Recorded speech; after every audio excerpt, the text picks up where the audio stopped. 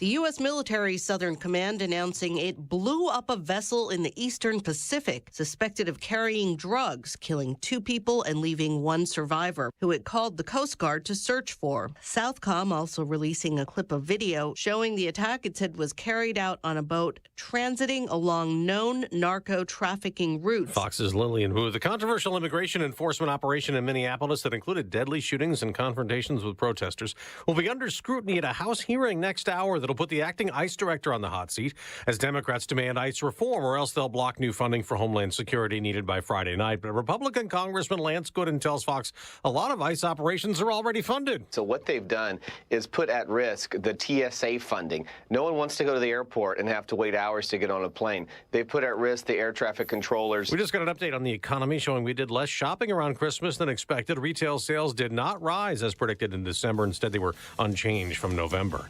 America's listening to Fox News. 93 WIBC Mobile News. On the level, on the go. Learning more about his connection to her. A much warmer morning. It's looking to be the warmest day of the week. Right now it's 34 and sunny in downtown Indy. Today's high will be in the mid-50s. I'm Jarrett Lewis. Here's what's trending at 9:02. New court documents out of Franklin County, Ohio, are giving more details into the disappearance and death of Haley Busby and the alleged involvement of Tyler Thomas. The documents state that Thomas and Busby communicated for more than a year online through an encrypted messaging app known as Session. Police believe Thomas then picked up Busby at her home in Fishers in early January. They're still in the agonizing process of finalizing her arrangements, living every parent's worst nightmare. Haley's father, Bo Busby, spoke about his daughter while at the State House on Monday. Lawmakers are working on a few child safety bills that include making changes to the Amber Alert system. A pink alert bill called Haley's Law is expected to be voted on in the House this hour. A man is killed in a hit-and-run crash on Indy's west side this morning. Police were called to South Bridgeport and Rockville at around 8 a.m. The man hit was taken to a hospital in critical condition but did not survive. Officers are trying to figure out who hit him and what led up to it. The latest talks between the Bears and Illinois lawmakers showing signs that the team will remain in Chicago.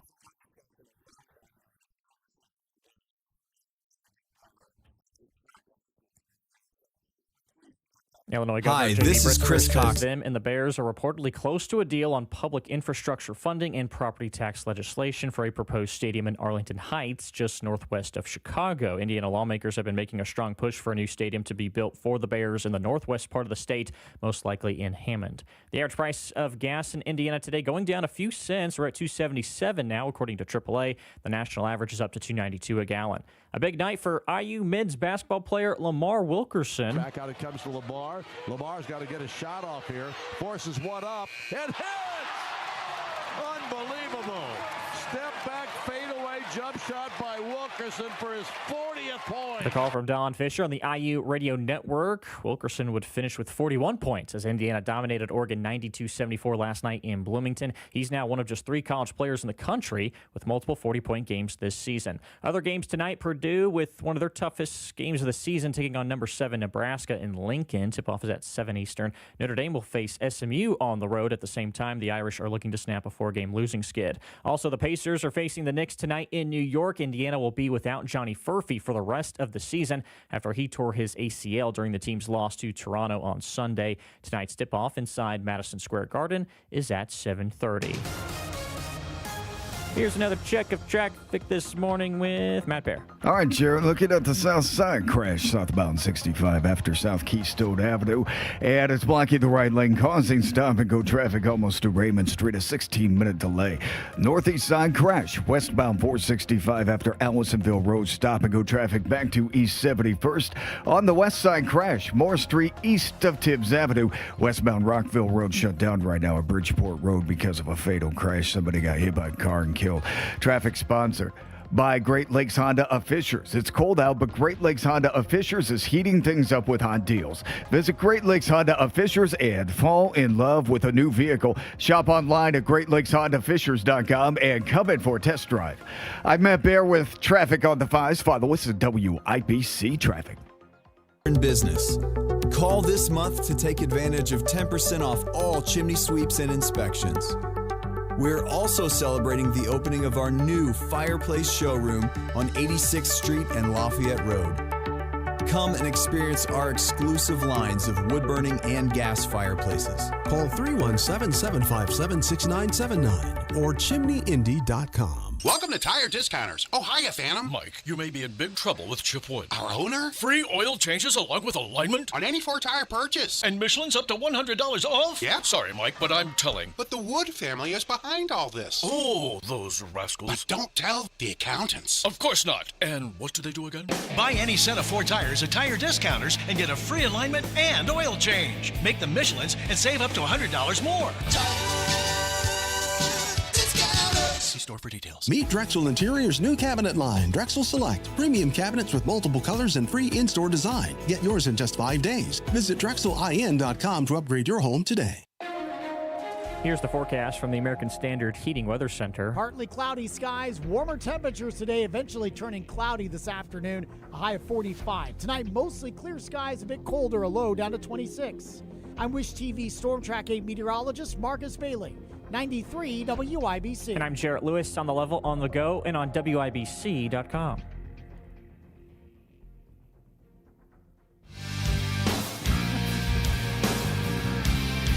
.35 on its way up to 55 today. We have sunshine in the capital city. My name is Casey. That is Jim. Thank you so much for being here this morning. So there was a large batch of Epstein files that were released by the DOJ. Europe reacting strongly. Politicians, diplomats, elites, all with links to Epstein, are facing some consequences. And in Britain, the scandal has hit their government officials hard. Officials connected to Epstein have resigned or been removed.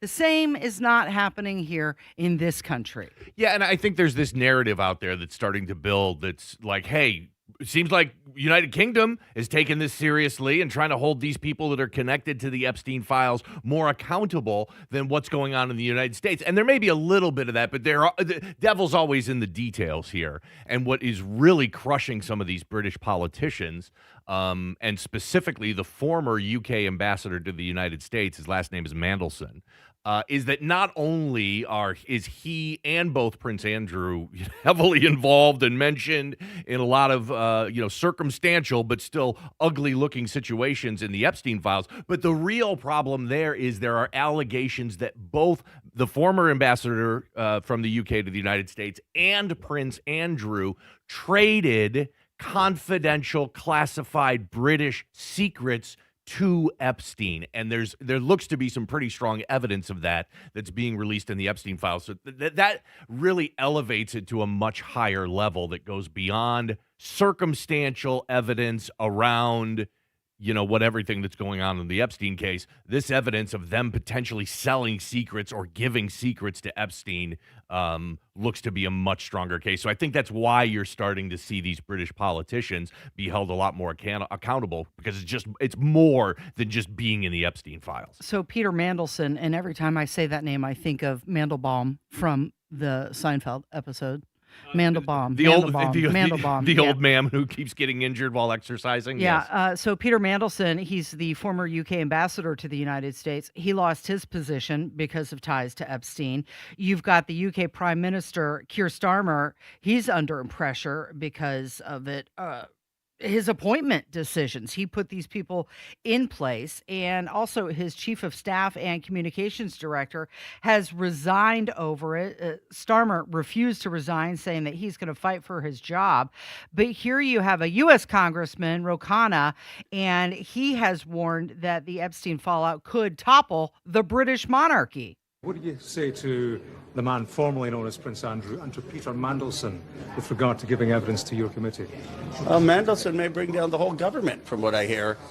He just engaged in terrible behavior. I mean, the allegations are very serious that he was working for Gordon Brown and then feeding information about UK possibly buying euros and having Epstein trade on that. I mean, it is a deeply, deeply troubling. And Epstein's, I saw this interview with Epstein's former girlfriend talking about how someone is a loser if they weren't mentioned in the Epstein files.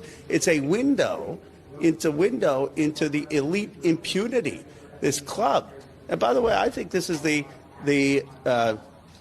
most vulnerable the British monarchy has ever been. I mean, I heard they were asking the Queen questions about the Epstein class. They ought to ask the King and Queen questions, and maybe this will be the end of the monarchy. Wow. So some strong political fallout happening there, resignations, investigations, leadership crisis, all of this tied to the Epstein files. In the United States, however, many powerful people appear to be in the files. Few have faced real consequences so far. I wanted to play this audio just because it's fun. This is King Charles being heckled over his brother Andrew's ties to Jeffrey Epstein on the same day that Maxwell pleaded the Fifth Amendment during the House Oversight Committee deposition. Charles, how long have you known about Andrew and Epstein?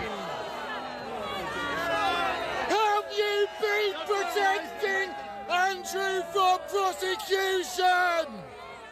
Have you been protecting Andrew? Can't have any meat if you don't. Can't have any pudding if you don't eat your meat. Charles! That's what it sounded like. Actually, if you didn't see the video of that, you could have easily mistaken that for the House of Commons, British Parliament, because that's generally what the British Parliament sounds like. It usually sounds like some politician standing up there yelling loudly and a bunch of chattering from the peanut gallery. So you've got some of the lawmakers who've been allowed to see the unredacted files. That took place in a secure DOJ reading room. This after Congress passed a law forcing the release of the documents. However, you could argue that it's obstruction of justice because not all of the files have been released. You put that to Pam Bondi and also Kash Patel, who said there were no conspirators. And last night, it was around midnight, they were unredacting names, one of them being Les Wexner. So they're naming him as a co-conspirator. So what was it when Kash Patel said on record, no, there are no co-conspirators? Look, the stock for Pam Bondi and Kash Patel keeps falling every day that goes by in the Trump administration. They've been, for the most part, huge disappointments. Or what they really did is they overpromised and underdelivered. When it was campaign season, whether the political election in 2024 or when they were campaigning to get these jobs in the Trump administration, they made the classic mistake, which was overpromise on what you could do, and then once you got in there, you underdelivered on it, and that's exactly what Pam Bondi and Kash Patel have done. But thank goodness we've got some lawmakers that aren't going to let this issue die, and I think Thomas Massie kind of leads the top of the pack there. But there have been others, whether it's Nancy Mace or Marjorie Taylor Greene, that have really kept pushing this and are not going to let this issue die. And thank goodness we've got some politicians in there like that are going to keep pressing, like Thomas Massie has. Well, Marjorie Taylor Greene not even in office anymore, but it seems like Boebert has picked up that mantle.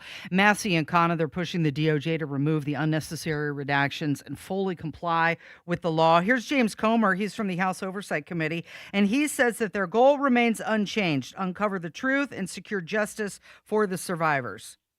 As expected, Ghislaine Maxwell took the Fifth and refused to answer any questions. This obviously is very disappointing. We had many questions to ask about the crimes she and Epstein committed, as well as questions about potential co-conspirators. We sincerely want to get to the truth to the American people and justice for the survivors. That's what this investigation is about. I want to mention the next steps. We can confirm we have 5 more depositions in the book scheduled for the Epstein investigation. On February 18th, Lex Wexner, who is a financial client of Epstein and I believe the former CEO of Victoria's Secret. February 26th, we have former Secretary of State Hillary Clinton. February 27th, former President Bill Clinton. March 11th, Richard Kahn, Epstein's accountant. And March 19th, Darren Endike, Epstein's lawyer. So we will continue to move forward and try to get answers for the American people. So you've got Pam Bondi, who just said that if we prosecute everyone in the Epstein files, the whole system would collapse. Okay. Right, exactly. What's the bad news? Yeah. Wait, you mean the entire system of elites protecting other elites? And I don't believe that for 1 minute, because a lot of those people are aging and they're not as powerful as perhaps they once were. You have Ghislaine Maxwell refusing to answer questions during that closed-door House Oversight Committee. She invoked her Fifth Amendment right and is now asking for clemency, which hopefully she won't get. She needs to be in even a more secure prison, a tougher sentence, not a lighter one. Yeah, it's no surprise that she took the fifth. I mean, she was Jeffrey Epstein's right-hand man. She was involved in all the horrors that took place around the Epstein files. She's been convicted. She's serving prison time. No surprise that she's the type of person that is going to plead the fifth. And I think most Americans obviously are disgusted by everything that's happened, frustrated by what seems to be more global and political elites protecting other global and political elites. My biggest frustration with all of this is my guess is, and this is just a guess, that what comes out of this, we're going to be really disappointed at how little justice I think we're going to get served here. Almost everything that we've seen so far in the Epstein file, while gross and disgusting, is for the most part circumstantial.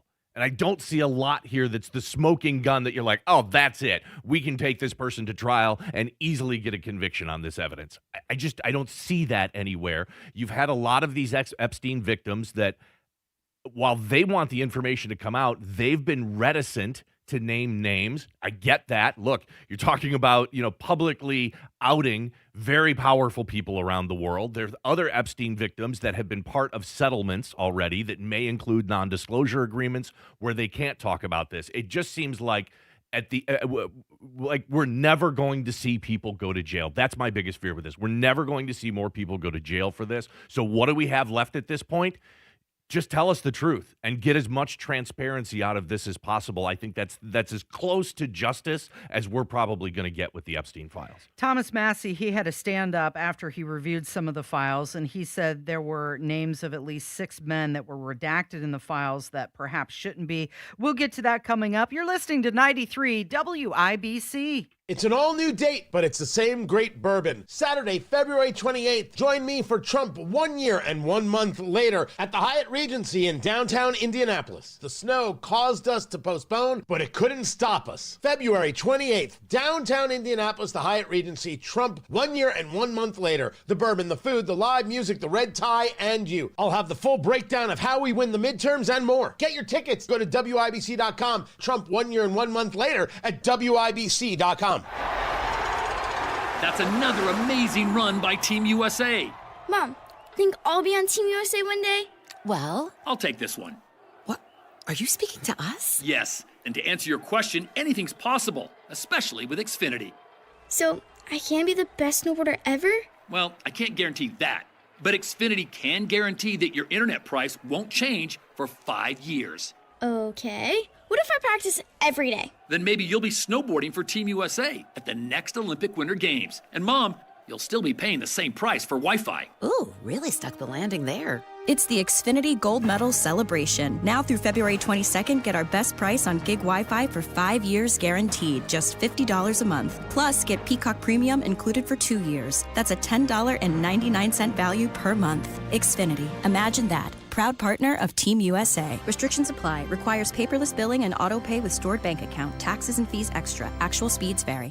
2026 has arrived, America's 250th anniversary, and physical gold remains the ultimate store of value in an unsteady world. Gold has outperformed the S&P 500 over the past 20 years. Central banks are stockpiling it. Why? Because possession is the priority. This week only, Global Coin is offering a museum-quality 1-ounce 2026 MS-70 Gold Eagle at the best price in the country. Today's spot price of gold. No dealer markup. Perfect grade. Government issue. The first 50 buyers receive our hardcover, critically acclaimed book, Modern Numismatic Masterpieces, absolutely free. This opportunity is brief. Supply is finite. Once this allocation is gone, it's gone. Call right now, 855-COIN-GOLD. That's 855-COIN-GOLD. No premium, just absolute scarcity, absolute quality, and absolute ownership. Anchor your wealth with the asset that lasts. Call 855-COIN-GOLD. It's JMV. We just had the largest single snowfall in decades. Temps are starting to climb, and that means the thawing will take place and that water ends up in your sump pump. If your pump is old, loud, and who knows if it even works, call the best in plumbing, LD Smith Plumbing and Drains. They're running a great deal right now. Buy a battery backup system and get a free sump pump installed. That's LD Smith Plumbing and Drains. LD Smith Plumbing. A dirty, stinking honest. Hear that? That's Mike. He took ZzzQuil Pure Z's, so now he's sleeping soundly on a Sunday night. ZzzQuil Pure Z's are fast-acting melatonin gummies with a complementary botanical blend to help Mike get the sleep he needs to wake up refreshed and ready to conquer Monday. Let's do this Monday. ZzzQuil Pure Z's, just for sleep. Really great sleep. These statements have not been evaluated by the Food and Drug Administration. These products are not intended to diagnose, treat, cure, or prevent any disease. This President's Day, Pure Talk is honoring Jackson and Lincoln by offering unlimited talk, text, and plenty of data for just $25 a month. Meanwhile, Big Wireless is honoring Ben Franklin by charging families hundreds of dollars for the same 5G coverage. What? Franklin wasn't even a president. Hang on to those Benjamins. Dial pound 250, say Mike Rowe, and save 50% off your first month. That's pound 250, Mike Rowe, to switch to an American wireless company that's truly unprecedented. Pure Talk. At Advent, we help sleep apnea sufferers avoid the CPAP machine by getting your nose and throat working with our unique Advent approach that you won't find elsewhere.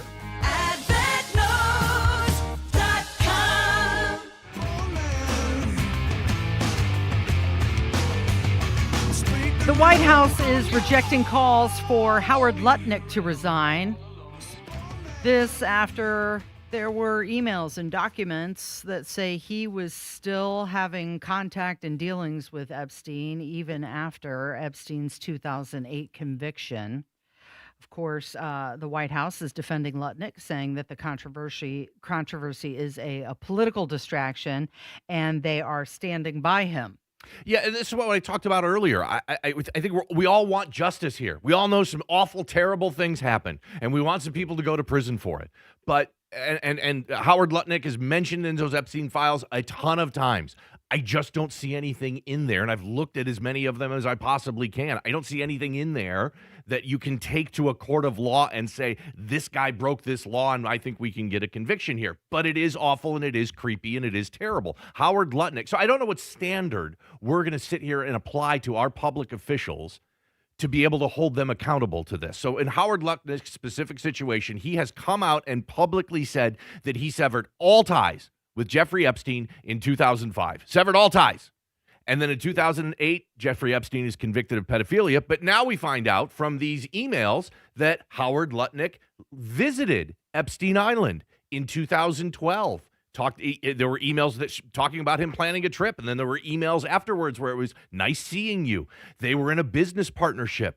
Documents showed that both men were invested in this advertising tech company, and Lutnick's signature appears on a 2012 contract alongside of Epstein's. Again, Lutnick said, I severed all ties with him in 2005. Not true. Lutnick invited Epstein to a, quote, intimate fundraiser for Hillary Clinton in 2015.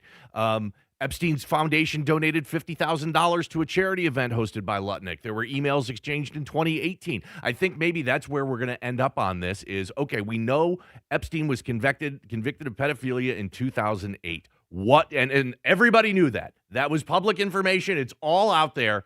Now, what was your relationship with Epstein after that? And I think that may end up being the only standard here that we can find to apply to people to hold them accountable for what happened. Well, that's the thing. He said he cut ties, and then these government documents show that they had continued contact. So it's definitely a credibility problem. Whether you're Republican or Democrat, people in power, they have to be honest about their associations. Donald Trump has come out and said multiple times that he was not involved in any nefarious activity on the island. And then the document showed that he, in fact, was helping the FBI to convict Epstein. You've got this former FBI agent. His name is Steve Lazarus. And he says this is all just one big cover-up. This isn't transparency. It's a cover-up. And here's how it works. They show you flight logs, emails, PG-rated photos, fragments of conversations that have been stripped of the meat.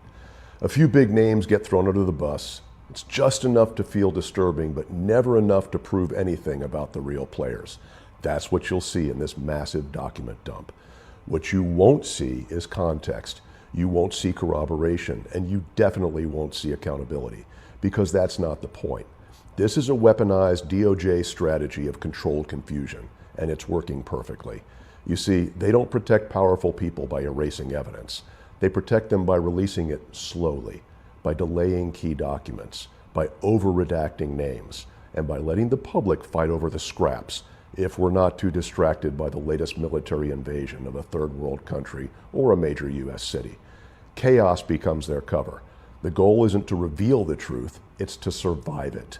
So read the files, but don't confuse access with justice, because sometimes the most effective cover-up is letting you see just enough. Oh, or don't read the files if you don't want to be completely grossed out. Yeah, that's part of it too. And I think maybe another way that we can hold these people accountable is calling them to testify in front of Congress, similar to what we're doing with Bill and Hillary Clinton. And there's been discussions and talk about members of the House Oversight Committee, potentially subpoenaing Howard Lutnick to testify in front of Congress, because at least then we can ask the tough questions, we can get them under oath on their statements from it, and then if more information gets released later showing that they potentially lied under oath, then maybe that's some way that we can get some justice out of this. But it was I hadn't heard that clip before that we just played of that former FBI agent, but it sounds like he was saying a lot of the things that I just said, like don't expect to see justice here, because it's probably not going to happen. So you've got Thomas Massey, and he said that there are names of at least 6 men that were redacted in the files. And he said that one of them was pretty high up in foreign government. They need to do a little more homework. There are 6 men. We went in there for 2 hours. There's millions of files, right? And in a couple of hours, we found 6 men whose names have been redacted, who are implicated in the way that the files are presented. And finally, the documents that they put up and decided for one reason or another they had to take back down, I was hoping to see those here. They didn't appear to be in the database that we were able to search. Those ostensibly are wholly redacted files now. We know they exist. They published them for a brief period of time and pulled them back. They need to answer to us as to do they intend to redact those files and put them back up and put them in the database so that we can search them and see if it was appropriate to take them back down from the website. Are these men U.S. citizens? What fields do they work in? Is it finance? Is it political? At least one is a U.S. citizen. At least one is a foreigner. And the other 3 or 4 have names. I'm not sure if they're foreign or U.S. And which field do they work in? Is it finance, banking, political? One is pretty high up in the foreign government, and some are there. One of the others is a pretty prominent individual. So later last night, one of the names that was unredacted was Les Wexner, and he's an American billionaire, and he's the founder of L Brands, which is the parent company for Victoria's Secrets and also Bath and Body Works. And one of the reasons that Massey did not mention the names right then and there, he said he was going to wait to do it on the House floor, because I believe he cannot be sued for defamation if he does that on the House floor rather than out in front of cameras. And God bless Howard, Massey for continuing to press this issue here. And I think this is a lot what we've talked about on this show for months and months now, is that, we can get caught up in this battle of left versus right and Republicans versus Democrats, but that's not really the fight anymore. It is us versus the elites, and the Jeffrey Epstein files crystallize that battle that's going on right now perfectly, because these are elites trying to protect and cover up for other elites, and it's us, the American people, that are trying to bust that up and try to get to the truth and find some form of justice for these victims. You're listening to 93 WIBC. 93 WIBC Mobile News, on the level, on the go.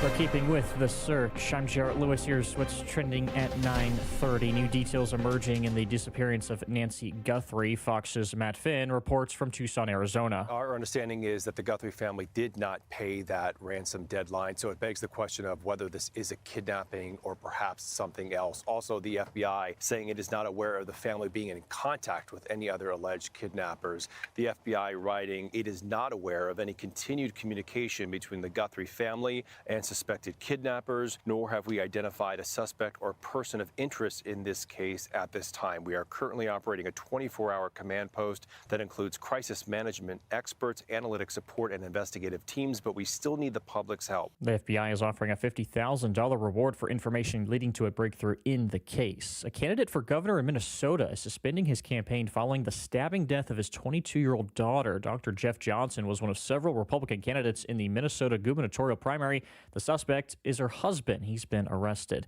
And Vice President J.D. Vance briefly speaking to reporters about the latest round of talks between the U.S. and Greenland before boarding an Air Force Two and departing Armenia this morning. The vice president says talks are still early regarding the future of the island country, adding it holds an important role in the U.S.'s future. Greenland is very important to the national security of the United States of America. I do think that some of our allies have underinvested in Arctic security. And if we're going to invest in Arctic security, if we're going to basically pay a lot of money and be on the hook for protecting this massive landmass, I think it's only reasonable for the United States to get some benefit out of that. European leaders have condemned the U.S. threats to seize the island, saying that Greenland's people will determine their own future. Now your opening bell report on 93 WIBC, which is brought to you by Absolute Wealth Management. Markets, little change. The Dow's up 35 points, 50,135. The S&P 500 up 6 points, 6,964. And the NASDAQ is in the green, up 39 points, 25,268. I'm Jarrett Lewis on The Level, on the go, and on WIBC.com. Hey, what's going on? It's Hammer from the Hammer and Nigel show. And I'm not going to lie to you. I needed help. I got a bald spot in the back of my head, and it's embarrassing. I see it when I'm on television. I see it when I'm on the YouTube channel. So I decided to reach out for help. And my friends at We Grow Hair Indie decided to help me out here. These guys are the absolute best. I was a little leery about it. I could not have a procedure that, one, hurt, or two, left me looking like I'd been scalped. But after I talked with Darren and the entire team at We Grow Hair Indie, they told me their state-of-the-art technology, the progress made in hair growth, it's going to be okay. If I can do this, you guys can do this. Contact the team at We Grow Hair Indie, 317-522-2995. That's 522-2995. Get that free evaluation. It's free. You can also go online to WeGrowHairIndie.com. Contact them today and do this with me. WeGrowHairIndie.com. Chase away those winter blues with a new car from Tom Roush Lincoln. Hurry in for the 8, 9, 10 deal from Tom Roush. Get $8,000 off new Nautilus or $9,000 off new Corsair. Or how about $10,000 off Lincoln Aviator? Come get a great deal on all three from Tom Roush, where our family served yours since 1972. Corsair stock number L25566, MSRP 55340. Nautilus stock number L26030, MSRP 62705. Aviator stock number L25384, MSRP 79450. See dealer for complete offer details. As you know, I had my garage floor coated with Galaxy concrete coatings a while back, and like anyone, I did some homework before I said, let's do this. Here are some things that I found out. First, Galaxy concrete coatings is local and ready to give you and all of Indianapolis a transformation. Next, Galaxy concrete coatings is 4 times stronger than epoxy, and it's designed to not only work in your garage, but they can also use it on driveways, walkways, around your pool or patio. With it being UV resistant, it will not yellow. Oh, and it's ready to go in 24 hours, so you can drive, walk, run, dance, splash on it right away. Now for my fun part. I got you 15% off. Just tell them when you call 317-343-0879 you want the Casey deal. You got to tell them the Casey deal for 15% off. And check out their site at galaxyconcretecoatings.com. They are truly out of this world. When you have a fire emergency, you need a restoration company you can trust to put everything back together. Pat Sullivan here for the Michaelis Corporation. I know, I've relied on Michaelis after a fire at my home. I'm here with the owner, Richard Michaelis. Richard, what makes Michaelis the right call if you have a fire? Michaelis is local and family owned. We are your neighbors, 39 years of experience, and we'll respond 24/7, 365. The Michaelis Corporation is IICRC certified. We will restore your home or business to pre-loss condition or better. I've lived it. Michaelis was on the scene at my home before the firefighters had even rolled up their hoses. They asked me about calling a restoration company. I told them I had Michaelis. They told me Michaelis was the real deal. You help with insurance too? Yes, we'll work through the insurance process to give you peace of mind. Water, storms, fire, and mold. Life happens. Michaelis happens to help you through it. Text or call 844-FIXED-INDY. Make it Michaelis. The Attorney General's Unclaimed Property Division has over $800 million just waiting to be claimed. Text Tony Katz to 46220 or visit indianaunclaimed.gov to claim yours today. Hey, listen,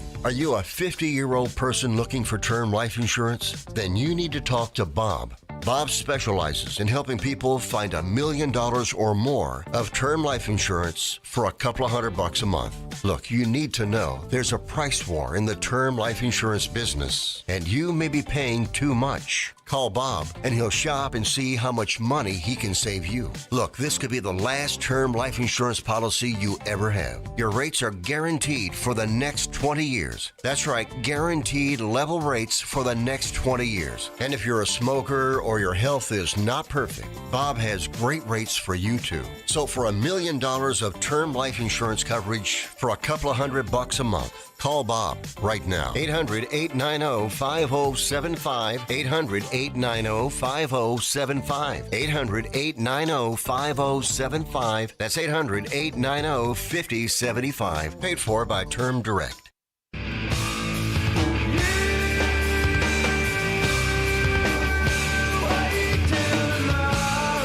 The BMV has posted a new policy. They did that over the weekend. They will no longer allow people to change the gender marker, which is the gender shown on their driver's license or state ID, even with a court order or a doctor's note. Previously, you could update your gender on the Indiana credentials using a court order or something from a physician's statement, but not anymore. And the new rule went into effect after the administrative rules process that included 2 public hearings. Yeah, this was part of one of Mike Braun's executive orders that he signed after he came into office last year, which directed state agencies, which all agencies, so this goes beyond just the BMV, to implement policies based on biological sex as assigned at birth. And this law takes effect, or this rule takes effect this Thursday. So that's when this is going to officially be part of that. And I think that, you know, most of us will look at this and say, well, yeah, that's common sense. I didn't even know that you could change your sex that was listed on your driver's license up until this executive order came out, and we were talking about it because it was in the news. But I think it makes a lot of sense. And I think frustrates most Americans, and certainly most Hoosiers out there, is it's the whole concept of gender dysphoria, or gender being a fluid situation, or gender being a social construct is just absolutely foreign to most Americans. You were either born with lady parts when you were born, or you were born with man parts when you were born.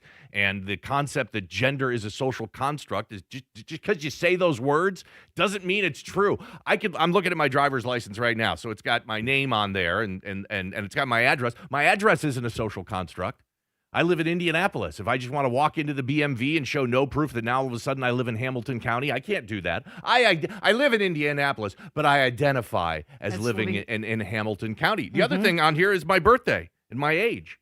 Age isn't a social construct. It's a firm data point. I know exactly when I was born and therefore how old I am. So if we can say gender is a social construct, then why can't we say that age is a social construct? Because if it is, I identify as a 67-year-old, which means I can take full retirement from Social Security. Wouldn't that be convenient? If we could just say things and all of a sudden they're true, gender is a social construct, fine. Age is a social construct. I'm claiming Social Security today, even though I'm 51 years old. Yeah, Indiana enforcing clear biological binary definitions of sex for state IDs, and that is in line with the governor's direction. And that means that state documents will reflect physical realities rather than evolving ideology. Critics are saying that it's harsh, but state rules on official credentials shouldn't be driven by ideology, just clear, consistent standards for identification. Now, if you ask the governor of Kentucky, he's got a whole different idea on this. Democrat. Compared to the governor of Indiana, and he's okay with just identifying with whatever you want, and uses the Bible for his argument. But we rarely talk about the why. People want to know what drives us, especially in a world with social media where everyone's looking for the next authentic thing. For me, that's my faith. Most of the decisions I make are based on that golden rule that says we love our neighbor as ourselves, and that parable of the Good Samaritan that says everyone is our neighbor. And so when I've taken actions like vetoing the nastiest piece of anti-LGBTQ legislation that ever came through my state, I described it in those terms. I said my faith teaches me that all children are children of God, and I didn't want people picking on those kids. Okay, so here's a guy who I believe is going to try and run for president. Somebody's running for president. Yeah. Will he continue with that message as he gets closer? I think he's, Governor Bashar from Kentucky, he has stars in his eyes right now because he's a Democrat. Kentucky is a pretty darn red state. He has been fairly popular. I mean, his approval ratings are like 65% in Kentucky. And I think, my guess is that he thinks that he can then, translate that. I'm a Democrat, but the Republicans love me. I'm a perfect guy to run for president of the United States. Now, he has a governor's race that he needs to run for. That's up in 2027 before he can even talk about running for president in 2028. But he is injecting himself into national topics and national news because he can get that coverage by doing that. And I think we're going to continue to see more of this from the Democrat governor of Kentucky. He goes on to say that he wants Donald Trump to withdraw ICE agents from every city in the United States. Well, every ICE agent should be withdrawn from every city and every community that they're in. Oh, okay. Keep in mind, this is the same guy who was trying to have people arrested on Easter Sunday back in 2020. Right, because they were trying to attend church when there were draconian COVID lockdowns all over the place. Yeah, that's the kind of thing that's going to be a big problem for him if he tries to run for president in 2028, because everything he's done in his political past and all the insanity, I'm sure there are plenty of other examples out there. He's a Democrat. He's done some crazy things, had some crazy positions, and closing churches during COVID lockdowns is not going to go over well in a 2028 presidential election. So on one side, he says that ICE is intrusive to civil liberties, but on the other, he wants to arrest you for going to church. Yeah. Trying to have it both ways. And it comes off as a little disingenuous when a governor of a state starts talking about the way other states should be doing things. Because he talked about that. He said, I want Donald Trump to remove ICE agents out of every city in the country. Now, how about you focus on Kentucky? You got your own problems there. You got your own social service problems. You got your own infrastructure and education issues. You've got a cost of living issue going on there. Kentucky has been one of the hotbeds for the opioid crisis and addiction crisis. Kentucky's got a lot of problems, Governor. I'd concentrate on focusing on your state and maybe fixing some of those problems before you start running your mouth about what other states and what other cities should be doing. Of course, he has an opinion on the SAVE Act as well. He says that it's not reasonable for Americans to have to prove their citizenship to register to vote. Voter ID is something that a large majority of Americans support. Kentucky does require voters to show an ID for federal and state elections. Where do you fall on the SAVE Act specifically? Well, I consider myself pragmatic. I think that we can agree that election security is an important thing. But when you create policies that are so onerous, you push people out who have the right to vote, who should be able to register. And so I think on any policy, you got to look at what's reasonable. Okay, so onerous means burdensome or difficult, and you wouldn't say that it's burdensome or difficult to drive a car, right? When you got to show an ID? Not at all. Or to, I don't know, buy some beer. Well, I mean, this is what happens. And this is the problem that Democrats keep running into everywhere, is they keep butting their heads up against the wall on these 80-20 issues in America. And that, when I say that, I mean there are these issues where 80% of Americans believe one way and only 20% believe the other way. And they're pretty easily identifiable, and they're becoming a litmus test for all Democrats running. And one of them is voter ID. Do you believe in voter ID laws and that we should have them? 80% of Americans, approximately, believe in them. Bashar just came out on the other side of that. The other one, do you believe in unrestricted abortion right up until time of birth? About 80% of Americans are like, yeah, we should probably put some restriction on abortion, especially right up until live birth at 9 months.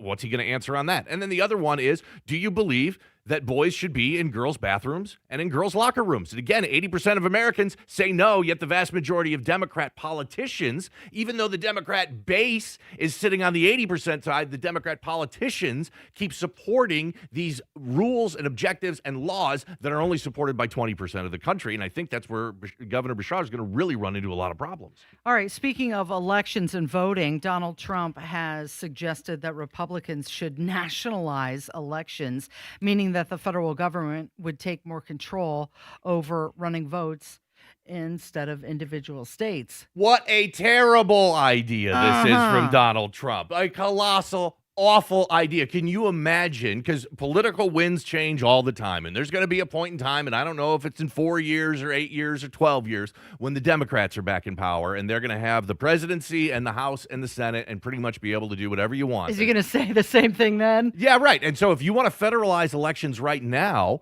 well, get ready for when the Democrats become to power, because you know what you're going to have them? Mass, unaccountable, mail-in voting.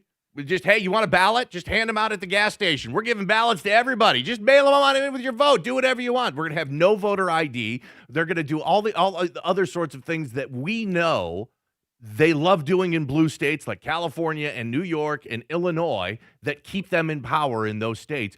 They're going to try and institute those things on a national scale. Donald Trump is way off on this. There's no way that we should be anywhere even investigating the possibility of nationalizing elections. In Indiana specifically, state legislative leaders, they've pushed back. They've said that elections should continue to be managed at the state level and not taken over by the federal government. Here's the good news about this. How elections are managed is in the Constitution. So, Donald Trump, if that's your position and you think you can get a constitutional amendment passed in this political climate, knock yourself out, buddy. It's not going to happen. So I think this is a lot of political dinner theater with no possibility of this ever really taking place. Yeah, you're right. The U.S. Constitution, it delegates election administration to the states.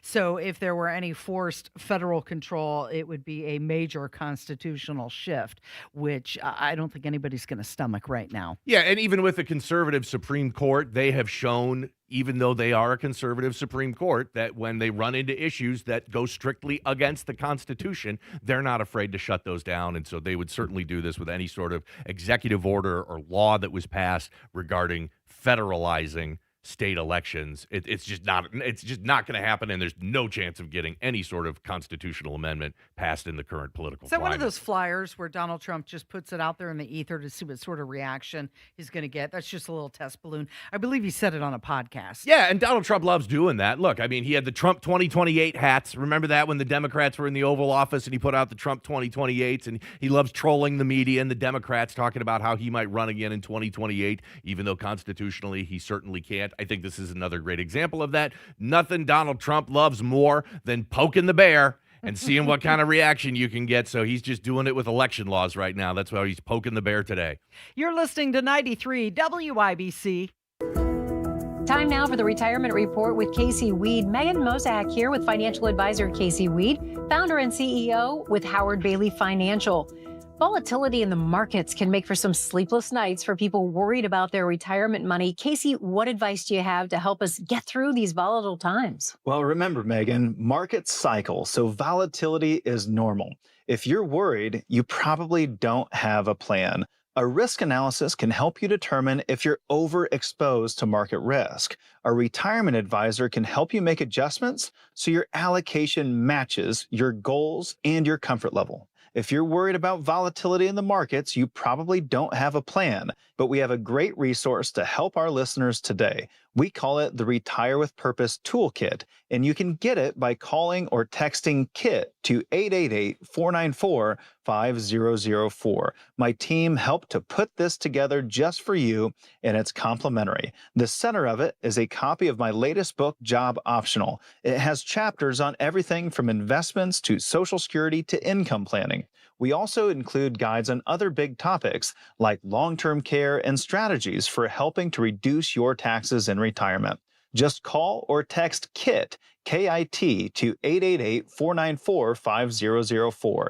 888-494-5004. Take advantage of this offer and get your Retire with Purpose Toolkit today.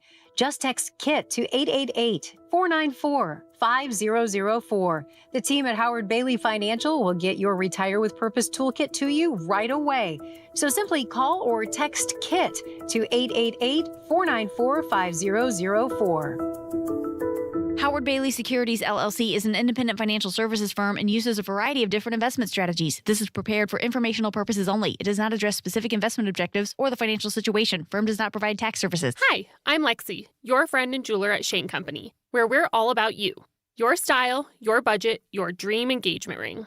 We'll take total care of you. First, come browse all the beautiful settings in our cases. Take your time and try on as many as you want.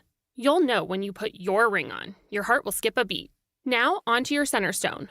We can look at different diamond shapes and sizes until we find the perfect match. Come visit us in store, because a friend wants you to get exactly what you want. Shane Company, your friend and jeweler. Why'd I go to the doctor? Working on the farm, my heart kept skipping a beat. I didn't think much of it, but my daughters made me get checked out. Turns out I have atrial fibrillation, which increases the risk of stroke about 5 times. Symptoms like irregular heartbeat, heart racing, chest pain, shortness of breath, fatigue, or lightheadedness can come and go. But if it's AFib, the risk of stroke remains. If you have symptoms, contact a doctor. I'm so glad I did. Visit notimetowait.com. Sponsored by Bristol Myers Squibb and Pfizer. With Progressive's Name Your Price tool, you can choose the best coverage option for you. Because you know you. Like, you know that hiking isn't for you. Sure, it sounds nice to be in nature while exercising, but that's what a gym and houseplants are for. I mean, you don't even like walking upstairs. So why would you walk up a hill for miles? To what, end up high in the air? Come on, you know you're scared of heights. Only you know you. So get coverage options within your budget with Progressive's Name Your Price tool. Progressive Casualty Insurance Company and Affiliates. Pricing coverage match limited by state law. Listen to Hammer and Nigel all this week for your chance to win a pair of tickets to see Tim McGraw with 49 Winchester Friday, September 18th at Ruoff Music Center. Just to see you smile.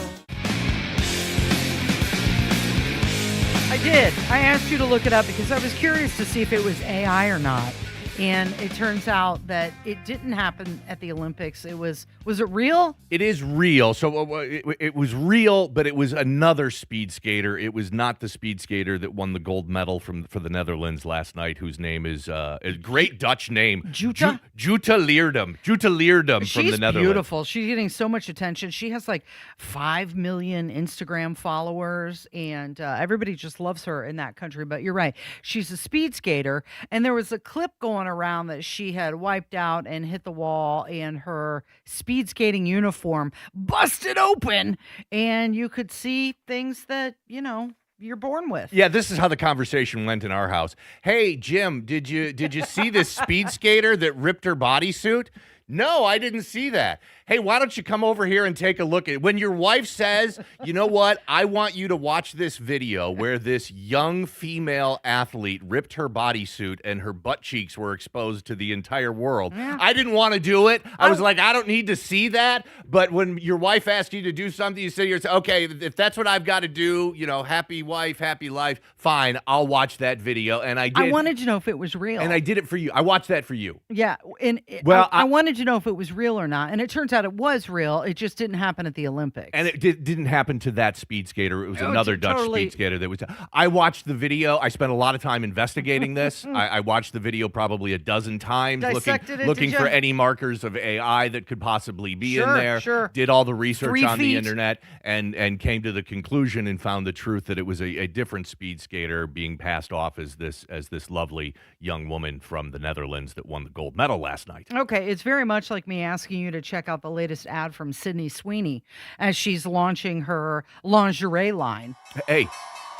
Oh, there she is. She rang the bell at the New York Stock Exchange. Is there anything Sydney Sweeney can't do?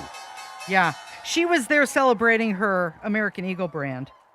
And, you remember the ad, Sydney Sweeney has great genes, that campaign? Oh, so she was, okay, I assumed that she was going to be ringing the New York Stock Exchange bell. For her own product. Right, for her new lingerie line. But this is actually going back to the controversy over the summer when she appeared in the American Eagle ad and she was ringing the stock exchange bell on behalf of American Eagle. Yeah, she was there with the CEO of American Eagle doing that. But she has launched her own lingerie underwear line. Her and Justin Bieber is doing that as well. So this is the thing. You've got these celebrities now expanding their personal apparel brands into this new category, underwear. Does a man coming out with it just seems like it doesn't have as much of an impact with a dude coming out with an underwear line as a famous actress coming out with a lingerie line. I mean, who is buying Justin Bieber branded tighty whities? Maybe they're really nice.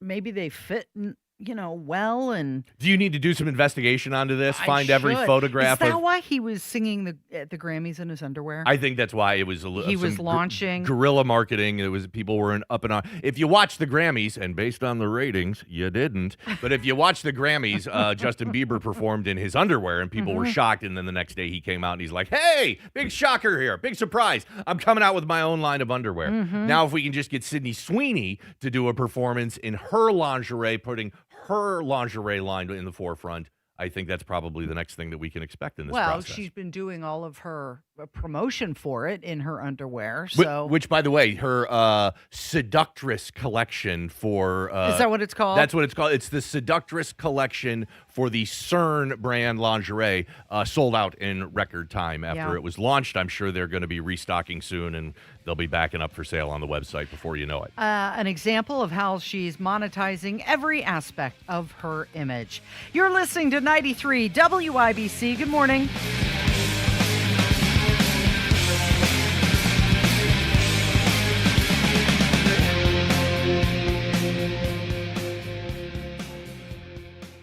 Do you have an IRA, 401k, 403b, or TSP? Rather than ride the Wall Street roller coaster, you could get a 20% upfront bonus and an annual return that's averaged nearly 10% for the last 10 years. Hey, it's Hammer and Nigel. Let's say that again. You get an upfront 20% bonus on your money with Bill Demery, your retirement guy here in Indy. So if you invest $250,000, you get a $50,000 upfront bonus. You'll also get an annual return that's averaged nearly 10% for the last 10 years. Plus, your money is backed by one of the largest insurance companies in the world. Learn more from the retirement guy that we trust, Bill Demery, here in Indy, 317-648-5120. 317-648-5120 or visit yourretirementguy.com. Vascular issues are not a welcome surprise, which is why Community Health Network helps patients prioritize vascular screenings. These simple tests are available for only $33 each, and they help detect early signs of peripheral artery disease, carotid artery disease, strokes, and abdominal aneurysms. Your path to a healthy vascular system starts with knowing your risk. Schedule your vascular screening today at ecommunity.com/vascular screen. Community Health Network. Exceptional care, simply delivered. You still thinking job change in the new year? Yeah, I need something that's in high demand and more stable in this economy. IT? Yeah, cybersecurity, maybe even AI. That's what I did. Really? How? Went to My Computer Career. You don't need any prior experience, and you could start your new career in a matter of months. A lot of IT pros go to school there, too, to level up. Sweet. Are classes online or on campus? Both. Wow, I'll check it out. Thanks. Make this your year. Take the free career evaluation now at mycomputercareer.edu, an Elite CompTIA certification partner. Financial aid is available to those who qualify, including VA benefits. Welcome to Tire Discounters. Oh, hiya, Phantom. Mike, you may be in big trouble with Chip Wood. Our owner? Free oil changes along with alignment? On any 4-tire purchase. And Michelin's up to $100 off? Yeah. Sorry, Mike, but I'm telling. But the Wood family is behind all this. Oh, those rascals. But don't tell the accountants. Of course not. And what do they do again? Buy any set of 4 tires at Tire Discounters and get a free alignment and oil change. Make them Michelin's and save up to $100 more. See store for details. Custom jewelry is not out of reach with PA Jewelers at the Farmhouse. At PA Jewelers, you can customize any piece of jewelry for that special someone. PA Jewelers at the Farmhouse in Brownsburg. Gold, diamonds, gemstones, and of course those watches from Flederman Von Riest, assembled right here in Indiana. Custom design jewelry with PA Jewelers at the Farmhouse. Custom jewelry made just for you. PA Jewelers, 3750 South Green Street in Brownsburg. 317-456-4010. PA Jewelers.jewelry. Housing discrimination. Would you recognize it and report it? These folks did. My landlord said rent will be cheaper if we're friends with benefits. Because I'm legally blind, a landlord questioned whether I'd be capable of maintaining an apartment. Our real estate agent said a different neighborhood with people like us might better suit our family. To learn more about housing discrimination, visit HUD.gov/fairhousing. Fair housing is your right. Use it.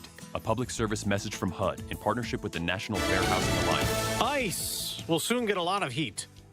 I'm Dave Anthony, Fox News. Acting Director Todd Lyons about to be under a lot of scrutiny, especially from Democrats at a House hearing about to start, as they insist on immigration enforcement reform, or else they'll block new funding for Homeland Security when money runs out Friday night. But Republican Congressman Lance Gooden tells Fox. The big, beautiful bill that we passed last July fully funds and some the ICE operations that Democrats are so angry about. Fox's Aisha Hosni reports. Democrats still want those body cameras. They want masks to come off, and they want judicial warrants in their list of 10 demands.